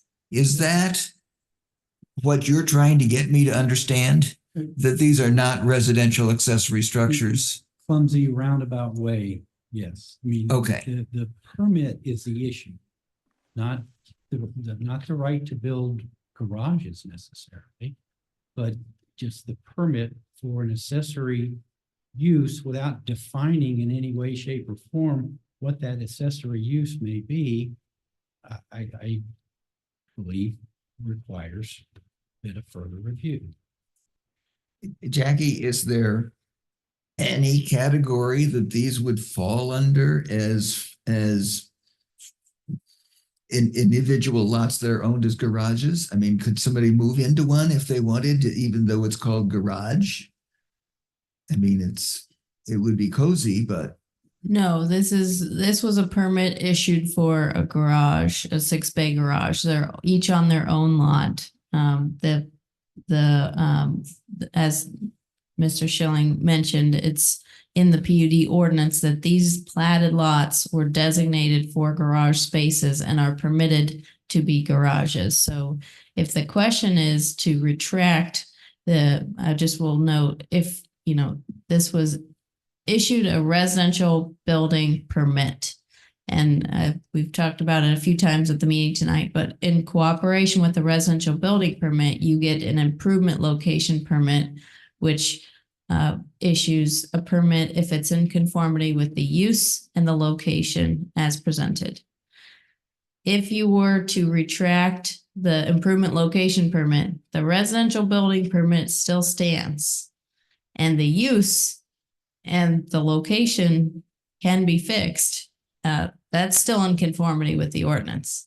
So even if you retract the improvement location permit based on a technicality of the language of the type that it states, they could then just go ahead and apply for a new ILP and we would issue it again. Does that make sense? They would issue it under what?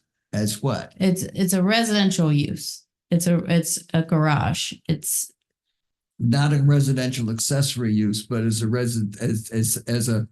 residence. I think so. So generally speaking, our improvement location permits are just that. They're improvement location permits. That's what their naming is. We subcategorize those for the assistance of differentiating between different permit types. So I think I understand the way I see it. Okay. Well, I would like to ask a question. Okay, I've probably lived in every kind of housing type that Bloomington has to offer, every single kind. And these are six separate lots that were intended for garages that would serve any one of those units surrounding it, 69, 68, 67, 66, 65, if any of those people were to be able to buy one of those lots and one of those garages. But what seems to be happening here instead is that the original intended use, which was a garage that serves the people in the community, is not really on the table because somebody is building them ahead of selling those individual lots for the purpose of a garage, right? So and then the addition of adding a nuance that somebody applied for it under the wrong permitting structure, like an accessory structure, will confound things if the neighbors in the neighborhood want to enforce the original PUD that these are intended for garages, individual lots for individual garages. Am I wrong on this in some way? It seems like it's a mess that's going to get worse. It's a mess that's just going to get worse because the way the permit was applied for will imply a use that was never intended in the PUD. These are to be garages. Yes. Madam Chair? Yes. I've not heard anybody say that anybody is having any use right now other than a garage. I think it's the implications are reaching. I also did not hear anybody say that. I heard the homeowners association say that people are not right around there, and of course that's desirable, but that's not a BZA issue. That's a private enforcement by the HOA, as far as I can tell. And as far as the next door neighbor goes, if they move the property, if they move the building half a foot, is it 5 inches, 6 inches? That's not going to keep people from walking around the corner of the house any more than it already has. It's really unfortunate. When that rain comes down and comes off the roof, then there's going to be property damage, it appears, and that homeowner will have to take private action. But going back to the original appeal is about the issuance of the permit. And as far as I can tell from what Dave had to say and what Jackie has had to say, the permit was issued appropriately. It's either commercial or residential accessory. It's obviously not commercial, so it's in a residential area. I don't see that it's that complex. Thank you, Ms. Owens. I'm going to allow Mr. Lambert to come back to the microphone because he has been so kind. Thank you. Yeah, just a couple points of clarification. So first of all units in our area have at least one car garages, so there is no incentive for somebody to rent from our neighborhood. Second point is the existing units that we have on good authority with documentation that True Green and other chemical-based companies are being leased out because that property owner, different from this gentleman, believes that he doesn't have to follow HOA rules. So we're already having, again, a historical precedence of I'll do whatever I want in this neighborhood. And it comes back to, well, I can't do anything because, the permit says X, Y, Z. But I think the takeaway from all this is that we know what the behavior is based off of what you can see there, what has been built, that there is no intent. There has been no communication to our community in any form, written, verbal, or otherwise, that they will work with us and will make this a first line of offer to the residents. The assumption is these will become commercial. Thank you, Mr. Lambert. So, okay, so I'm back to the Board of Zoning Appeals. If there's a motion or further discussion or anything. I just want to note, Mr. Schilling has his, did you have anything you wanted to add, Dave? Dave? Well, I would just say, I don't know what limitations the PUD ordinance placed on any of the uses out there. And that seems to be a relevant question, because once you do a PUD and you have an outline plan, that becomes the zoning ordinance for that community. And so the limitations in that outline plan are the ones that guide the development and use of the properties that are covered by that plan. So the plan obviously shows a garage unit on that lot. And the question that seems to be that's raised tonight is, what's an appropriate use for that? It's an interesting question, but there's a garage shown on the lot, and the staff has issued a permit for it. But if you want to have further inquiry into the permitted uses out there, be happy to do that. Why aren't there any walls in the garage? It wasn't finished being constructed at the time that we went out there. Okay. There are proposed walls on each of Okay. those, yes. Well, it seems that somebody wants to build this, and they come and they say, can we build this without a permit? And you say, no, because nobody can build anything without a permit, which is good, which is fine. And then they say, so what do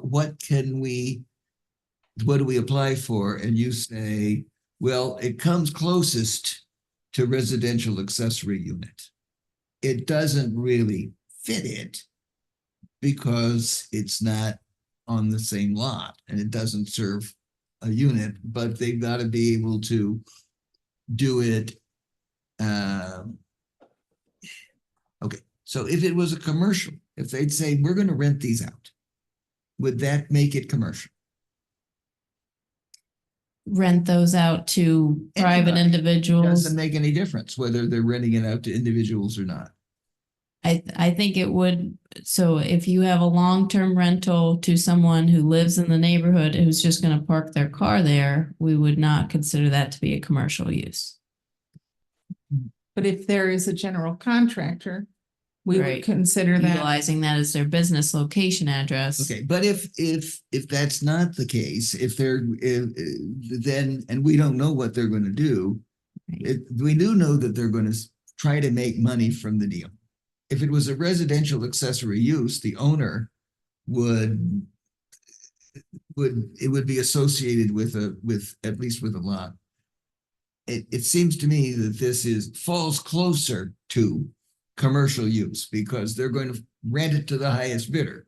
And if the highest bidder happens to be a homeowner, fine. If it happens to be somebody who wants to store their boat, or if it happens to be a lawn care company.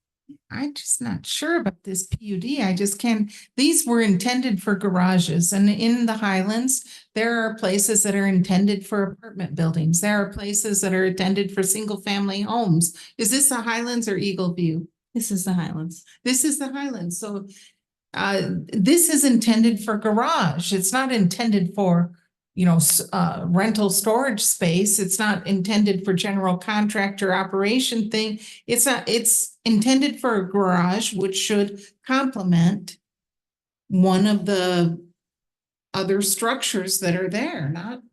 This is a mess. It's gonna get worse. Yeah. I am prepared to make a motion. Yeah. So we can have something to vote on. Yeah. And I move that we reverse the director's issuance of R 23-898 on the grounds that this is not a residential accessory use.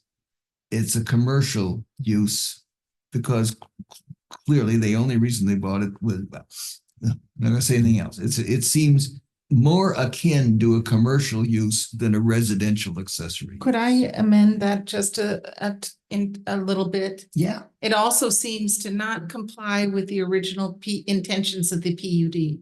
That's what I think. I've seen this PUD. I've been, Yeah, I think that those are both consistent. and I know that they can come in tomorrow and apply for something else, but at least if they're gonna apply for something, it needs to be under the right rubric. Those garages are intended for those units in that neighborhood, and that homeowners association is right to be concerned. And before it goes much further, let's at least call it the right thing.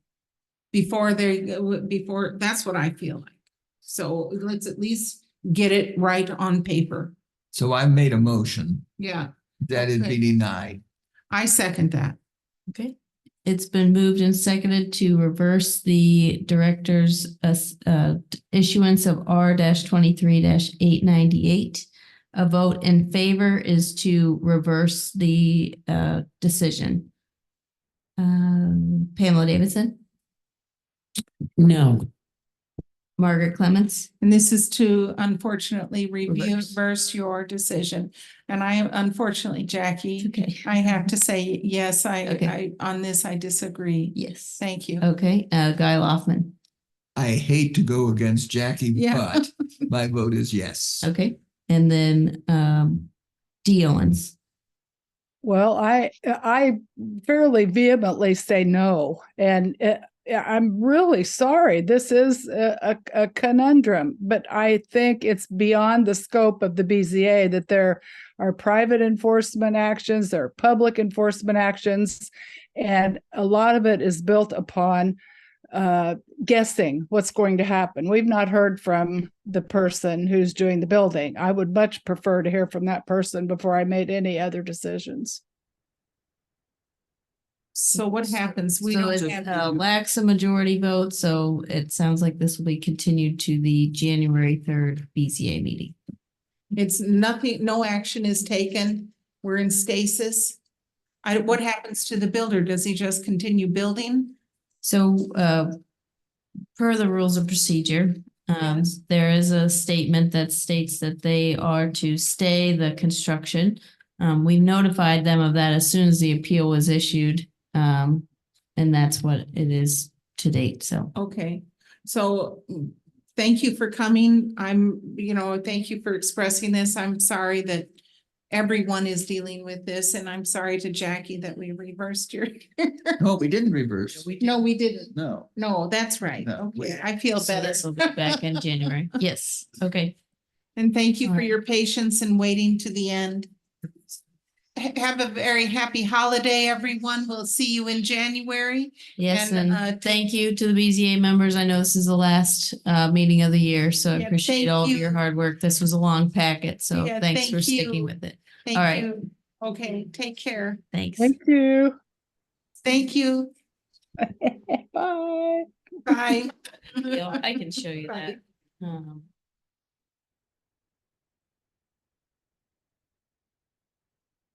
So